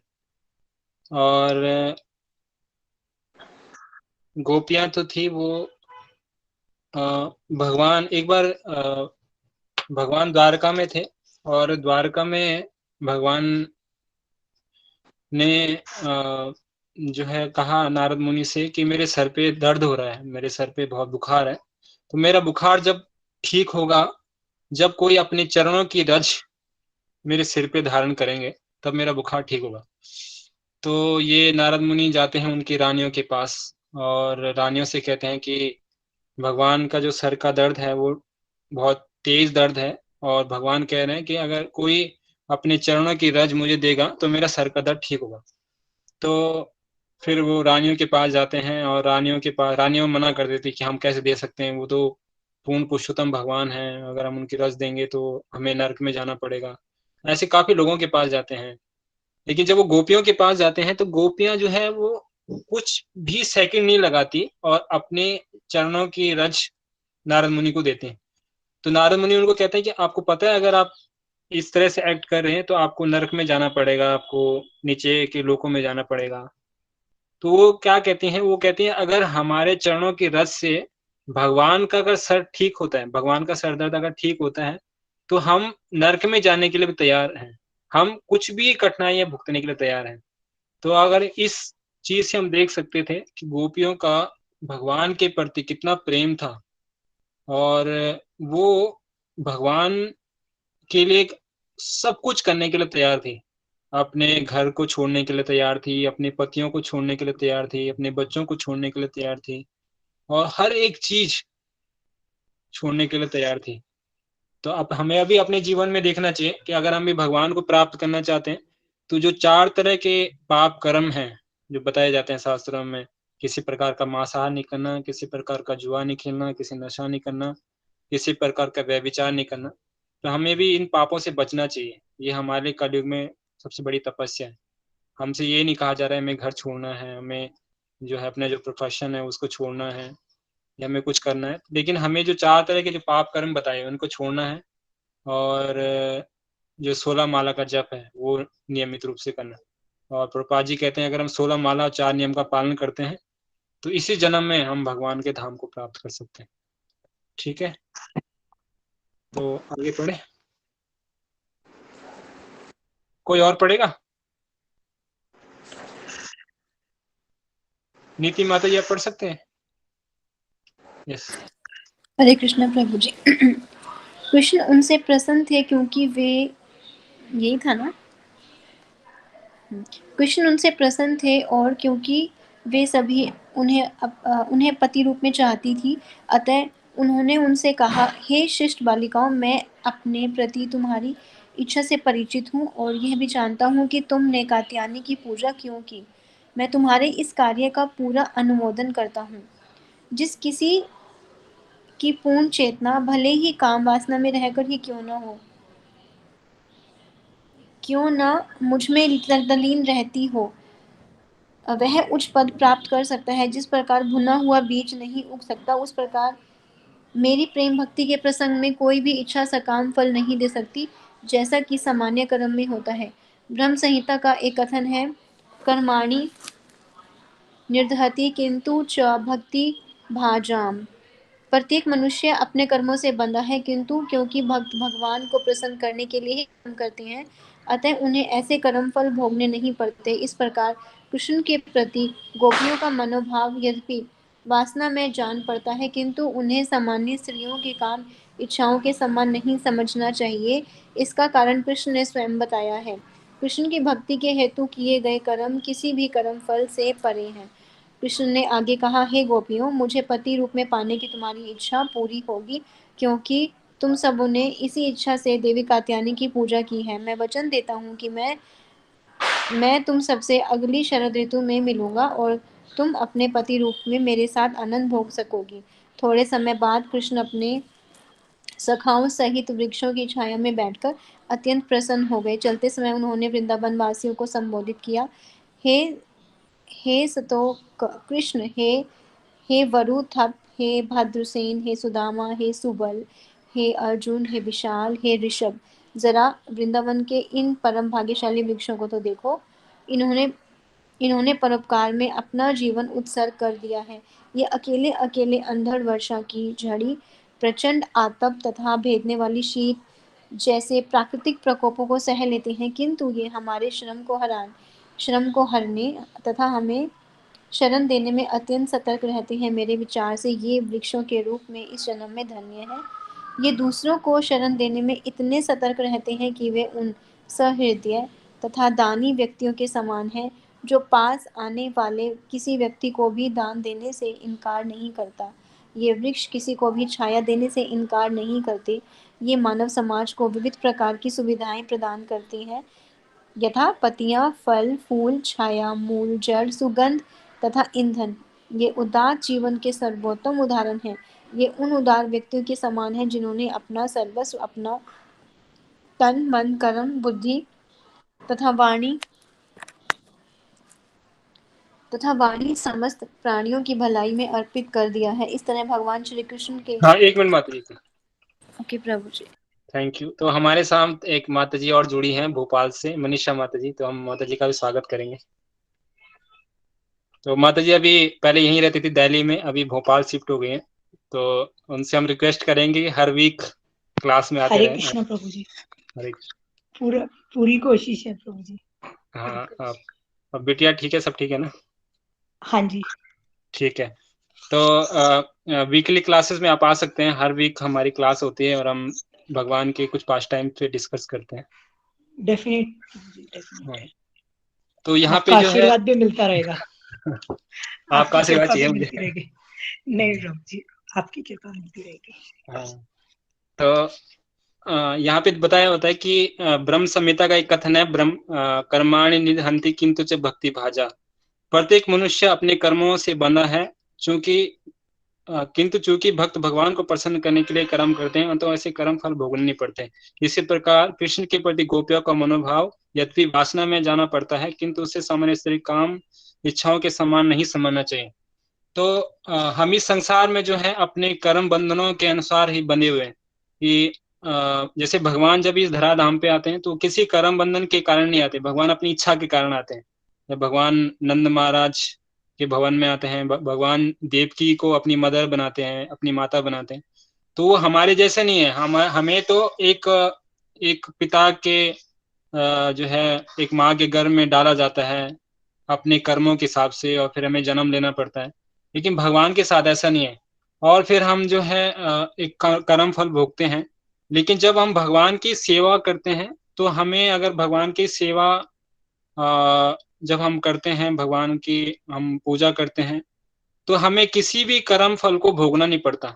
ऐसे भक्ति रसामृत सिंधु में बताया जाता है कि जब हम भगवान की भक्ति करते हैं तो भगवान की भक्ति करने से क्या होता है कि हमारे जो कर्म फल होते हैं वो भी खत्म होते हैं, और कर्म करने की जो प्रवृत्ति है वो भी खत्म होती है, इंक्लिनेशन भी खत्म होता है। जैसे एक एग्जांपल देते हैं, जैसे एक चोर है, अगर चोर जो है वो कुछ चोरी करता है और पुलिस उसको अपने जो है वो लेके जाती है, उसकी मार पिटाई करती है, तो उससे उसका जो है वो आप देखेंगे उसको चोरी करना नहीं छोड़ता। जैसे बाहर आता है फिर से चोरी करता है ना। तो बाहर आता है फिर से चोरी करता है, फिर वो अंदर जाता है और फिर पिटाई करते हैं, फिर से बाहर आता है फिर से चोरी करता है। लेकिन भक्ति करने से क्या होता है, भक्ति करने से जो है उसके एक तो उसके जो पाप हैं, जो उसने जितने भी बुरे कर्म किए हैं वो उससे भी मुक्त हो पाता है, और इसके साथ साथ वो उसके अंदर जो पाप करने की जो प्रवृत्ति है, जो उसका इंक्लिनेशन है पाप करने का, वो भी खत्म होता है। ये भक्ति का सबसे बड़ा गुण है। आप किसी भी और प्रोसेस में जाएंगे, अष्टांग योग करेंगे, आपने जो है वो तीर्थ यात्राओं की यात्रा कर ली, बहुत बड़े बड़े अष्टांग योग कर लिए, लेकिन इससे जो है आप देखेंगे तो आपके अंदर जो हो सकता है आपके पाप कर्म खत्म हो जाए, लेकिन आपके जो पाप करने की जो प्रवृत्ति है, जैसे अगर मेरे अंदर किसी को भोगने की प्रवृत्ति है तो वो खत्म नहीं होगी। लेकिन अगर मैं भक्ति करूंगा तो भक्ति करने से क्या होगा कि वो भोगने की जो प्रवृत्ति है वो प्रेम की प्रवृत्ति में परिवर्तित हो जाएगी। तो ये भक्ति का सबसे बड़ा गुण है। तो इसीलिए आप देखेंगे, आप जब शिला प्रभुपाद यहाँ से वेस्ट में गए और जब प्रभुपाद ने ऐसे ऐसे लोगों को प्रचार किया जी जो कि हर तरह के बुरे काम में लगे हुए थे, मांसाहार करना, जुआ खेलना, नशा करना, अवैध संबंध करना, हर तरह के बुरे काम में लगे थे, उन लोगों ने भी, मतलब वो लोग भी आज सन्यासी हैं और आज जो है गुरु के पद रोल प्ले कर रहे हैं। और हमारे सामने बहुत ऐसे एग्जाम्पल हैं कि जो हर तरह के बुरे काम कर रहे थे, लेकिन आज जो है केवल भक्ति के माध्यम से, भक्ति करने के माध्यम से वो सारे नियमों को पालन कर रहे हैं। किस तरह इस कलयुग में भी जब हर तरह के टेम्पटेशन चारों तरफ है, हर तरह की इंद्रिय तृप्ति के साधन है, उससे भी हट के वो जो है नियमों का पालन कर पा रहे हैं और भक्ति का पालन कर पा रहे हैं। ये क्यों कर पा रहे हैं? क्योंकि ये भक्ति की इतनी पोटेंसी है, और भक्ति की पोटेंसी इतनी ज्यादा है, इसकी वजह से जो है वो हम भक्ति का पालन कर पाते हैं, भगवान की कृपा को प्राप्त कर पाते हैं। और यहाँ पे वृक्षों का एग्जाम्पल दिया जा रहा है, आप देखेंगे तो ये जो पैराग्राफ है, थोड़े समय बाद कृष्ण अपने सखाओं सहित वृक्ष की छाया में बैठकर अत्यंत प्रसन्न हो गए। तो इस पैराग्राफ में हम देखेंगे वृक्ष, तो वृक्षों का जो एग्जाम्पल क्यों दिया जाता है, चैतन्य महाप्रभु भी अपने शिष्टाष्टकम के 30वें वर्ष में कहते हैं कि तीर्णादपि सुनिचेन तरोरपि सही सुना अमानिना मान देना कीर्तनीय सदा हरि, कि अगर हमें हमेशा कीर्तन करना है तो हमें तीर्ण से भी अपने आप को नीच मानकर, तीर्णादपि सुनिचेन तरोरपि सही सुना, अपने आप को जो वृक्ष है उससे भी सहनशील होकर अमान ना मान देना, सब हमेशा दूसरों को मान देना है और किसी प्रकार की मान इच्छा नहीं करना है। इस अगर हम इस भावना से करेंगे तो हमेशा हम जो है हरिनाम कर सकते हैं। तो वृक्ष जो है क्या करते हैं, आप देखेंगे अगर वृक्षों को अगर आप काट भी देते हैं, तो फिर भी वो क्या करते हैं, उसकी लकड़ी हम यूज़ करते हैं जलाने के लिए, घर बनाने के लिए। और अगर हम वृक्षों कितनी हेल्प करते हैं, आप देखेंगे वृक्ष हमेशा खड़े रहते हैं, हमें छाया प्रदान करते हैं और हमें फ्रूट्स प्रदान करते हैं हर अवस्था में, और कभी कंप्लेंट नहीं करते हैं। कभी बारिश आ जाए उनके ऊपर और कभी जो है वो पथराव हो जाए, कभी भूकंप आ जाए, कभी ज्वालामुखी फट जाए, लेकिन वो हमेशा स्थिर रहते हैं। तो इसीलिए चैतन्य महाप्रभु इस चीज़ का एग्ज़ाम्पल देते हैं। तो हमें हमें प्रयास करना चाहिए ऐसे गुणों का हम जो है अपने जीवन में अनुकूल करें। तो हमारे जितने भी अब प्रेज़ेंट में जो भी हमारे आचार्य हैं, जैसे परम पूज्य गोपाल कृष्ण गोस्वामी महाराज, उनके जीवन में हम देखें तो कितना उनके अंदर ये भावना है, टॉलरेंस, अपने शिष्यों को इतना सहन करते हैं और बाहर के लोगों को इतना सहन करते हैं। प्रभुपाद जी के जीवन में हम देखें, जब प्रभुपाद वेस्ट में गए और जब जा रहे थे तो उनको 3 हार्ट अटैक आए और उसको भी प्रभुपाद ने सहन किया और सोचा कि हाँ, ये भगवान की इच्छा थी और भगवान मुझसे कुछ और चाहते थे। तो इस वजह से भगवान ने जो है वो प्रभुपाद पूरे भगवान पे निर्भर थे हर एक परिस्थिति में।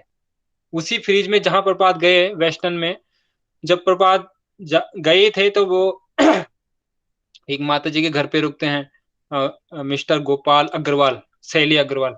तो उसी फ्रिज में शिला प्रभुपाद जी अपना भगवान को भोग लगाया प्रसाद रखते थे और उसी फ्रिज में वो मीट रखती थी, नॉन-वेज रखती थी। लेकिन प्रभुपाद ने उसको भी सहन किया और आज हम देखें प्रभुपाद जी की कृपा से आज हम लोग भक्ति कर पा रहे हैं। हम सब लोग भक्ति कर पा रहे हैं कि प्रभुपाद जी का त्याग है, तपस्या है, सहनशीलता है। उस वजह से आज देखिए कितने लोग इसका जो है वो लाभ उठा पा रहे हैं। तो अगर हम भी अपने जीवन में इस चीज़ को अनुकूल करें कि जब हमारे जीवन में ऐसे टेम्पटेशन आते हैं, ऐसे विपरीत परिस्थितियाँ आती हैं, अगर हम उसको एक सहन कर लेते हैं, तो हम भी उसका रिज़ल्ट बाद में देख सकते हैं।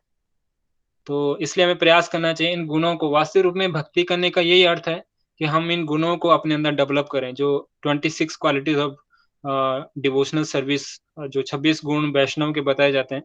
तो हमें प्रयास करना चाहिए ये गुण हमारे अंदर डेवलप हो रहे हैं। अभिमान शून्यता, कि अभी भी मेरे अंदर मान पाने की इच्छा है कि नहीं है। अभी मैं जो है वो ये समझती हूँ कि मैं स्त्री हूँ, मैं पुरुष हूँ, ये मेरा घर है, या मैं ये समझती हूँ कि हाँ, ये सब भगवान का है और केवल मुझे इस शरीर को मेंटेन करना है और जो मुझे दिया हुआ है, जैसे मेरे पति रूप में मुझे दी गई हैं, मेरी बेटियाँ हैं, बेटे हैं, वो मुझे दिए हुए हैं। वो इसीलिए दिए हुए हैं ताकि उनको मैं भगवान की सेवा में लगा सकूँ, भगवान का प्रचार को आगे बढ़ा सकूँ। क्या मैं इस भावना से सोच रही हूँ या मैं इस भावना से सोच रही हूँ कि इनका एक्सप्लॉइट मुझे करना है, ये आगे जो है अच्छे व्यक्ति बनेंगे तो अच्छा धन की प्राप्ति होगी, क्या मैं इस भावना से सोच रही हूँ? तो हमें जो है आत्म-अवलोकन करना चाहिए अपने आप में। ठीक है? आगे पढ़ें? या अगर हम क्वेश्चन आंसर ले सकते हैं यहाँ पे, अगर किसी का कोई क्वेश्चन है। फिर हम कार्तिक की महिमा के ऊपर थोड़ा डिस्कस करेंगे, है ना? लास्ट पैरा है प्रभु जी, आप खत्म करो। हाँ, या तो लास्ट पैराग्राफ है उसको खत्म कर लेते हैं। हाँ, किरण माता जी आप पढ़ना चाहेंगे क्या? जी प्रभु जी, मैं पढ़ लूंगी। हाँ, हाँ। इस तरह भगवान श्री कृष्ण वृक्षों के फलों, पत्तों तथा टहनियों का स्पर्श करते हुए उनके यशस्वी परोपकारी कार्यों की प्रशंसा करते यमुना तट पर विहार करते रहे। विभिन्न प्रकार के लोग अपनी अपनी दृष्टियों से मानव समाज के कल्याण हेतु कुछ कल्याण कार्य करते हैं, किंतु सामान्य जनों के शाश्वत लाभ के लिए जो परोपकार किया जा सकता है वह है कृष्ण भावनामृत आंदोलन का प्रसार। प्रत्येक को आंदोलन के प्रचार के लिए उद्यत रहे, जैसा कि भगवान ने उपदेश दिया। भूमि की घास से भी विनम्र तथा वृक्ष से भी अधिक सहिष्णु होना चाहिए। स्वयं भगवान कृष्ण ने वृक्षों की सहिष्णुता का वर्णन किया। जो लोग कृष्ण भावनामृत का उपदेश देते हैं, कृष्ण तथा चैतन्य के प्रत्यक्ष से शिक्षा ग्रहण करनी। यमुना तट स्थित वृंदावन के जाते हुए कृष्ण एक सुंदर स्थान पर बैठ और गौओं को यमुना का स्वच्छ जल पीने दिया। थक जाने के कारण बलराम तथा अर्जुन ने भी, कृष्ण ने गोपियों को यमुना में देखने के बाद शेष प्रातःकाल लड़कों के साथ बिताया। इस ठीक है। प्रकार पुरुषोत्तम भगवान श्री कृष्ण के अंतर्गत गोपियों का रहन नामक 22वें अध्याय का विधान तात्पर्यपूर्ण। हरे कृष्णा। थैंक यू माता जी, थैंक यू सो मच, आपने चैप्टर का एंड किया। हरे कृष्णा, धन्यवाद प्रभु जी।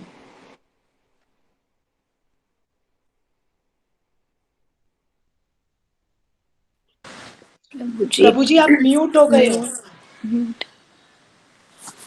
आप म्यूट हो। प्रभु जी आवाज नहीं आ रही है। हाँ, यस यस, थैंक यू माता जी। तो यहाँ पे जो है वो कृष्णा भावनामृत आंदोलन के बारे में, अगर आप लास्ट पेज पे जाएंगे 178 पेज पे, मनीषा माता जी आप नेक्स्ट टाइम से बुक्स लेके आइएगा। कृष्णा बुक है आपके पास, है बुक? आप अनम्यूट कर लीजिए, पहले अनम्यूट कर लीजिए। है प्रभु जी बुक हाँ, कटन तो में है लेकिन निकालनी है। हाँ, नेक्स्ट टाइम से आप बुक लेके आइएगा। ठीक है। कृष्णा बुक है, होगी ना आपके पास? है प्रभु जी मेरे पास। ये वाली बुक है कृष्णा बुक। है प्रभु जी है। हाँ, नेक्स्ट टाइम ले आएगा। ठीक है, तो आप भी पढ़ सकते हैं। तो इसमें जो है वो यहाँ पे बताया जा रहा है कि किंतु सामान्य जनों को शाश्वत लाभ के लिए जो परोपकार किया जाता है वो है कृष्ण भावनामृत आंदोलन का प्रचार। तो मैं बहुत ही इंटरेस्टिंग स्टोरी आपको सुनाऊंगा और आप देखेंगे कि किस तरह से श्रील प्रभुपाद जी की किताबें पढ़ने से आज कितना परिवर्तन हो रहा है पूरे संसार भर में। तो मेरे साथ 2 एग्जाम्पल हैं, तो बहुत ध्यान से सुनिएगा, बहुत इंटरेस्टिंग है। तो हिज ग्रेस करुणा चंद्र प्रभु के साथ मैं सेवा करता हूँ, उनके साथ ही मैं रहता हूँ। तो हम एक व्यक्ति से मिले जो कि 85 एज के थे, वो यहीं पास में रहते हैं विकासपुरी में। तो 85 एज होगी और वो पहले गवर्नमेंट जॉब में थे। तो हमारे संपर्क में उनकी सोसाइटी के एक व्यक्ति जुड़े इस्कॉन से। तो वो हम उनको हमने जो है बोला कि आप लाइफ मेंबर बनिए, हमारा मंदिर बन रहा है। तो वो लाइफ मेंबर बन गए। तो फिर जो है वो हमने उनको रिक्वेस्ट किया कि आप और लोगों को भी जोड़िए। तो उन्होंने क्या किया कि उन्होंने अपनी सोसाइटी में खोजने लगे और लोगों को, और फिर आगे जाके गीता मैराथन आ गया। तो हमने उनको बोला कि आप गीता मैराथन में गीता के लिए आप बात कीजिए। तो उन्होंने जो है एक व्यक्ति से मिले, बहुत ही ओल्ड थे, लगभग 85 एज थी उनकी। तो वो उनसे मिले, तो वो उनसे कहने लगे कि मैं जो है प्रभुपाद जी की गीता पढ़ता हूँ, 4 नियमों का पालन करता हूँ और 16 माला करता हूँ। ओल्ड व्यक्ति, अभी किसी से नहीं मिले। और हम फिर उन्होंने बताया, हमें बताया, फिर यहाँ से रुक्मणी कृष्ण प्रभु और करुणा चंद्र प्रभु उनके पास गए गीता मैराथन में। ये 2016 या 17 की बात है। तो उनके पास गए, और उनके पास जब गए तो उनको बोला कि आप ऐसे से गीता मैराथन चल रहा है, हम प्रयास करते हैं कि पूरे विश्व भर में धर्म का प्रचार करने के लिए, गीता बांटने के लिए, तो आप भी इसमें मदद कीजिए। तो उनको बहुत अच्छा लगा, उन्होंने तुरंत चेक काट दिया 250 गीता का। तो फिर उनको बोला कि आपने ऐसे तुरंत क्यों कर दिया, हर कोई नहीं मानता। तो उन्होंने हमें बताया 17 अध्याय में भगवान जहाँ पे 3 सतोगुण, रजोगुण और तमोगुण की तपस्या के बारे में चर्चा करते हैं। और उसमें बताते हैं जो सतोगुण है, सतोगुणी जो दान होता है उसमें क्या लक्षण है। सतोगुणी दान एक उपयुक्त व्यक्ति को देना चाहिए, एक उपयुक्त समय पे देना चाहिए और एक उपयुक्त पर्पस के लिए देना चाहिए। तो उपयुक्त समय है जब कृष्ण भावनामृत का प्रचार हो, और उपयुक्त व्यक्ति है भक्त जो भगवान की सेवा में लगे हैं, और उपयुक्त जो है वो कार्य है कृष्ण भावनामृत का प्रचार जन जन तक फैलाना। तो ये काम केवल भक्ति कर रहे हैं, तो इसलिए मेरा इच्छा हुआ कि मैं भक्तों को दान दूं। और उन्होंने प्रभुपाद जी के तात्पर्य में पढ़ा था कि जो कृष्ण भावनामृत का प्रचार कर रहे हैं उसके लिए हमें दान देना चाहिए, पुस्तक वितरण के लिए, मंदिर के निर्माण कार्य के लिए। और जब उन्होंने ये पढ़ा तो उन्होंने इन दोनों कार्यों के लिए अपना दिया। तो वो हर साल हमें जो 250 गीता करते हैं लगभग। और पीछे उनको हिज ग्रेस करुणा चंद्र प्रभु को फोन आया, प्रभु जी उस समय वृंदावन में थे, और प्रभु जी को फोन आया कि मैं जो है अपनी बिल लिख रहा हूँ, तो मैं अपनी जितने भी मैंने पूरे जीवन भर की कमाई है मैं इस्कॉन को देना चाहता हूँ। तो ये बहुत बड़ी बात है। मैं तो मतलब मैं खुद सोच रहा था कि वास्तव रूप में अगर मेरे पास इतना धन होता तो मैं कभी नहीं देता। मैं प्रैक्टिकली सोच रहा था, मैं बहुत बड़ी बात है, ये बहुत बड़ी बात है। तो मैं तो सोच रहा था ऐसा। अब मैं कह रहा हर कोई नहीं दे सकता है। अब देखिए केवल उनको भगवत गीता मिली, आज तक वो कभी मंदिर नहीं आए, एक बार बस मंदिर आए थे 85 एज के व्यक्ति हैं, 16 माला का जप कर रहे हैं। मनीषा माता जी आप म्यूट कर लीजिए। हाँ, थैंक यू माता। तो 85 एज के व्यक्ति हैं, कभी मंदिर नहीं आए, और फिर करुणाचंद प्रभु का कुछ क्लासेस चल रही थी भक्ति वैभव, जैसे भक्ति शास्त्री था, भक्ति वैभव चल रहा था प्रभु जी का। तो मैं और विष्णु स्वरूप जो भी हमारी टीम में है, तो हम दोनों गए उनके पास, और फिर हमने उनको बताया कि फिर उन्होंने बताया कि मैं जो है, फिर उन्होंने जो है 10 लाख रुपए हमें उसी समय आरटीजीएस किया, और हमने उसको रोहिणी मंदिर की सेवा में लगाया। तो आज उन्होंने 10 लाख दिया और कह रहे थे फिर कि मैं 10 लाख रुपए और दूंगा, जो मैंने एफडी खुलवाऊंगा जब मैं। तो मेरी इच्छा है कि फिर उन्होंने फोन किया करुणाचंद प्रभु को, और प्रभु जी को बताया कि ये जो मेरी सेवा है, ये हर एक कार्य में यूज हो, टेम्पल कंस्ट्रक्शन में, मंदिर के निर्माण में, किताब पुस्तक वितरण में, यूथ प्रीचिंग में, कम्युनिकेशन प्रीचिंग में, जितने भी आपके कार्य होते हैं, प्रसाद डिस्ट्रीब्यूशन में, भगवान की सेवा में, हर जगह ये मेरा पैसा यूज हो। तो आप देखेंगे इतनी शक्ति है प्रभुपाद जी के ग्रंथों को बांटने की। तो इसलिए हम समझ सकते हैं कि अगर हम भी पुस्तकों का अध्ययन करेंगे तो हमारी चेतना भी शुद्ध होगी, फिर हम समझेंगे कि जीवन का क्या महत्व है। ये मैं सच्ची घटना बता रहा हूँ, अभी कुछ दिन पहले ही मैं उनके पास गया था, मैं और विष्णु स्वरूप गए, प्रभु जी बिजी थे तो प्रभु जी को जाना था। तो इससे हम देख सकते हैं कि कितना चेंज केवल प्रभुपाद जी के ग्रंथों के माध्यम से आ रहा है। और प्रभुपाद जी वास्तव में भगवान के एक शुद्ध भक्त हैं, शुद्ध प्रतिनिधि हैं, जिन्होंने इस धराधाम पे आके हम जैसे पतित जीवात्माओं का जो है उद्धार किया है, और हम हमेशा उनके ऋणी रहेंगे, हम हमेशा उनके कृत्य रहेंगे। तो हमें यही प्रयास करना चाहिए किस माध्यम से हम उनका ऋण को अदा कर सकें। वैसे तो हमारे अंदर कोई योग्यता नहीं हम उनका कर सकें, लेकिन अपने कुछ एफर्ट्स से, कुछ कार्यों के माध्यम से, जो भी हमारा प्रोफेशन है उस माध्यम से हम प्रयास करें कि प्रभुपाद जी के ग्लोरीज को पूरे विश्व भर में स्थापित कर सकें, और उसमें हम कृष्ण भावनामृत आंदोलन का प्रचार कर सकें। ठीक है, तो आप में से किसी का कोई क्वेश्चन है तो प्लीज बता सकते हैं। कोई कहना चाहता है कुछ? तो जो उन्होंने ये कात्यायनी माता की पूजा की तो कौन से महीने में की थी? यहाँ पे दिया हुआ है ना, अक्टूबर नवंबर में। तब कार्तिक मास में? हाँ जी। अच्छा, ठीक है धन्यवाद। ठीक, और कोई पूछना चाहेगा कुछ? हरे कृष्णा प्रभु जी। हाँ, यस मत। प्रभु जी, एक बार मैंने किसी क्लास में सुना था, मैं भूल गई हूँ, जो गुरु होते हैं, शिक्षा गुरु, दीक्षा गुरु, और एक पथ प्रदर्शक गुरु, और फोर्थ का नाम क्या होता है प्रभु जी? तो यहाँ पे बताया जाता है कि हमारे एक होते हैं पद प्रदर्शक गुरु, जो हमें, जैसे आप इस्कॉन में आए तो कोई आपको इस्कॉन में लेके आया, वो है आपके पद प्रदर्शक गुरु। फिर होते हैं आपके मार्गदर्शक गुरु, जो हमें मार्ग बताते हैं, जैसे भक्ति में आगे बढ़ा, जैसे हमारे मेंटर्स हो गए। जैसे हम मेरी क्लास लेते हैं हिज ग्रेस करुणाचंद्र प्रभु, तो प्रभु जी मेरी क्लास लेते हैं, तो प्रभु जी हो गए जैसे मेरे आगे मार्गदर्शक गुरु, मुझे आगे भक्ति में आगे बढ़ाते हैं, मेरे कोई डाउट्स है मुझे हेल्प करते हैं। फिर होते हैं दीक्षा गुरु, जो हमें दीक्षा प्रदान करते हैं। फिर होते हैं शिक्षा गुरु, तो शिक्षा गुरु जो है वो दीक्षा गुरु के समान होते हैं। उनको हमें जो है वो अपने मेंटर्स को, अपने गाइड को, वो हमारा शिक्षा गुरु नहीं है। जैसे हिज ग्रेस करुणाचंद्र प्रभु मेरे शिक्षा गुरु नहीं है, वो मेरे मार्गदर्शक गुरु हैं, और वो हमें हेल्प करते हैं। जैसे करुणाचंद्र प्रभु मुझे हेल्प करते हैं भक्ति में आगे बढ़ाने के लिए, तो मुझे एज ए बड़े भाई के समान है, और जो है वो एक मेरे जो है वो वेल विशर है। लेकिन दीक्षा गुरु का जो स्तर होता है वो शिक्षा गुरु के समान ही होता है। तो शिक्षा गुरु दीक्षा गुरु सेम होते हैं, और फिर मार्गदर्शक गुरु जो हमें भक्ति में आगे बढ़ाते हैं, और पाद प्रदर्शक गुरु जो हमें लेके आते हैं। ठीक है मतलब? प्रभु जी, शिक्षा गुरु हमारे लिए प्रभुपाद जी हो सकते हैं? हाँ, शिक्षा गुरु सबसे परमानेंट शिक्षा गुरु तो हमारे शिला प्रभुपाद है हमारे लिए।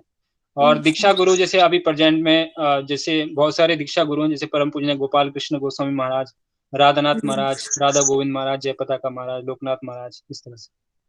ठीक है, ठीक है, थैंक यू प्रभु जी। और कोई पूछना चाहेगा?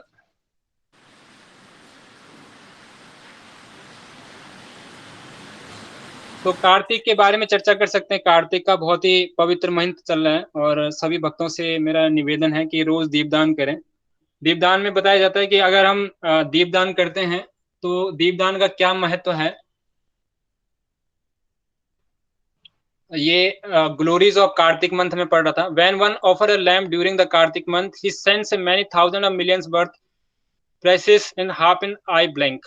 इसका मतलब है अगर हम कार्तिक मंथ में केवल भगवान को दीप दान करते हैं तो हमारे पूर्व जन्मों के जितने भी पाप कर्म होते हैं वो सारे खत्म हो जाते हैं केवल पलक झपकने तक। जैसे हम पलक झपकते हैं ऐसे सारे पाप कर्म हमारे खत्म हो जाते हैं मात्र दीपदान करने से। If there is a one mantras, no pious deed and no purity, everything become perfect when a person offer lamp during the Kartik month. अगर कोई कार्तिक मंथ में दीपदान करता है तो उसमें अगर कोई भी किसी भी तरह की इनपायरिटी हो, किसी तरह का इनपरफेक्शन हो, तो सारी चीजें अचीव कर सकता है केवल भगवान को इस मंथ में दीपदान करने से। इसलिए मेरा आप सब भक्तों से निवेदन है। और एक यहाँ पे और बता रहे हैं, a person who is during the month of Kartik offer a lamp of lord Keshava has already perform all yajnas and bathing in the all holy rivers. इसका मतलब है अगर कोई भगवान को दीपदान करता है मात्र दीपदान करने से उसको क्या होता है कि उसने हर तरह के यज्ञ कर लिए। जितने भी यज्ञ शास्त्रों में बताए जाते हैं सब तरह के यज्ञ कर लेता है। और जितनी भी नदियां हैं चाहे वो गंगा हो, जमुना हो, कावेरी हो, गोदावरी हो, सारी नदियों में वो स्नान कर लेता है केवल भगवान को दीपदान करने से। और या एक और बता रहे हैं, if somebody perform even a little worship of Lord Shri Hari in this month offer the devotees own award. तो ये बता रहे हैं कि अगर कोई भगवान को दीपदान करता है तो दीपदान करने से क्या होता है कि भगवान जो है उसको अपने धाम की प्राप्ति कराते हैं मात्र दीपदान करने से। और फिर बता रहे हैं, a person who happily read the Bhagavad Gita month of Kartik does not return the world of birth and death. तो अगर कोई इस मंथ में भगवान हरि की के बारे में पढ़ता है, भगवद गीता को पढ़ता है, तो वो इस जन्म मृत्यु के संसार में फिर से लौट के नहीं आता। और हमें प्रयास करना चाहिए कि हम भगवद गीता पढ़ें, उसके साथ दामोदर अष्टकम जरूर पढ़ें। दामोदर अष्टकम सत्यवती मुनि ने लिखा हुआ है और उसमें बहुत सुंदर सुंदर प्रार्थनाएं हैं कि वो बताते हैं कि भगवान मुझे कोई अपूर्ण नहीं चाहिए, मुझे तो बस आपका जो वृंदावन का ग्वाल बाल रूप है वो मेरे सामने बना रहे हमेशा, बस मेरी यही इच्छा है। तो हमें भी यही भगवान से प्रार्थना करनी चाहिए कि भगवान का जो ग्वाल बाल रूप है, जो बहुत सुंदर रूप है, वो हमारे सामने बना रहे। ठीक है, तो यहीं पे हम विराम दें। और किसी का कोई क्वेश्चन है, किसी ने कुछ ऐड करना है, कुछ बताना चाहते हैं, कुछ शेयर करना चाहते हैं तो प्लीज।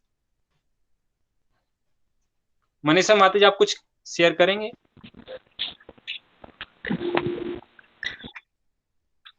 हाँ, रूमा माता जी आप कुछ बताना चाहेंगे? प्रभु जी हरे कृष्णा, दंडक प्रणाम। हाँ, दंडक प्रणाम रूमा माता जी। यस जी प्रभु जी, एक प्रश्न था। जी। प्रभु जी, जैसा कि सुना है कि कार्तिक मास को राधा रानी जी का भी फेवरेट और उनका मोस्ट मंथ कहा गया है, कि उनका सबसे प्रिय मंथ बताया गया है। तो प्रभु जी, इसको राधा रानी जी से क्यों रिलेट किया गया है और इसमें राधा रानी जी के लिए क्या विशेष है, थोड़ा सा वो जानना चाहती हूँ। हरे कृष्णा। हाँ ठीक है माता। तो इसको एक तो आपने पूछा कि इसको राधा रानी का प्रिय मंथ क्यों माना जाता है। तो क्योंकि जितने भी मंथ हैं, जैसे 12 मंथ आते हैं, तो ये जो मंथ है स्पेशली कार्तिक, उसको क्योंकि ये जो मंथ है ये कृतिका से आता है, कृतिका से कार्तिक आता है। और इसका ज़्यादा डिटेल्स में मुझे याद नहीं है, लेकिन मैंने लेक्चर में ही सुना था। और डिटेल्स में मैं आपको पर्सनली बता दूंगा एक बार लेक्चर सुन के फिर से। तो इसमें यही बताया था कि जो कृतिका से जो है वो कार्तिक का मंथ आता है। और कार्तिक शास्त्रों में ही बताया जाता है कि क्योंकि ये राधा रानी को बहुत ज़्यादा प्रिय है। और राधा रानी जो है, क्योंकि राधा रानी भगवान को बहुत प्रिय हैं, और क्योंकि राधा रानी हमेशा उनकी एक ही इच्छा रहती है कि वो भगवान को प्रसन्न करना चाहती हैं, तो इसलिए भगवान भी उन्हीं भक्तों को, जैसे भगवत गीता में भगवान कहते हैं कि नामो दुष्टाष्टि ना प्रिया, कोई ना मैं किसी से द्वेष करता हूँ ना मेरा कोई प्रिय है, लेकिन जो मेरी अनन्य भक्ति में अनन्य भक्ति करते हैं उन्हें मैं स्पेशल फेवर देता हूँ। तो इसी तरह से क्योंकि राधा रानी भगवान के सबसे प्रिय हैं और वो भगवान की इतनी अच्छी से सेवा करती हैं, तो इसलिए भगवान क्या करते हैं, क्योंकि उनके नाम से ये मंथ है और इसलिए भगवान को प्रिय है। बाकी जितना डिटेल्स में मैं एक बार चेक करके फिर आपको बता पाऊंगा। ठीक है जी प्रभु जी, धन्यवाद प्रभु जी। हरे कृष्ण। और कोई कुछ ऐड करना चाहेगा कुछ? तो यहीं पे विराम दें हम फिर। तो प्रभु सब जी, भक्तों से दीपदान शाम को करें, है। दीपदान शाम को करें। हाँ, दीपदान माता जी रोज शाम को कीजिए, 7 से 9 में होता है। अच्छा, और वो फिर भगवान जी को बाहर रख। हाँ हाँ, तुलसी महारानी को अर्पित करके उसको बाहर रख दीजिए। ठीक है माता जी। तो सभी भक्तों से मेरा निवेदन है कि सब लोग दीपदान जरूर करें। और इतनी महिमा है कार्तिक में दीपदान करने की मात्र कि हम सारी यज्ञ कर लेते हैं, सारे वेद पढ़ लेते हैं, सारे तपस्याएं कर लेते हैं। और क्योंकि अब अभी हमारा इतना फेथ नहीं है इस चीज पे, तो वास्तव रूप में इतना हमारा जो है उस पे लेकिन जैसे जैसे हम करते जाएंगे तो हमारा फेथ भी बढ़ेगा। और जब हम पूरे फेथ के साथ, पूरे डिवोशन के साथ ये चीजें करेंगे तो और हम जो है फिर हम भक्ति में भी और एडवांस करेंगे। ठीक है। ठीक है। जगत गुरु शिला प्रभुपाद की, अनंत कोटि वैष्णववृंद की, ताय गौर प्रमानंदे। ठीक है, थैंक यू। हरे कृष्णा प्रभु जी।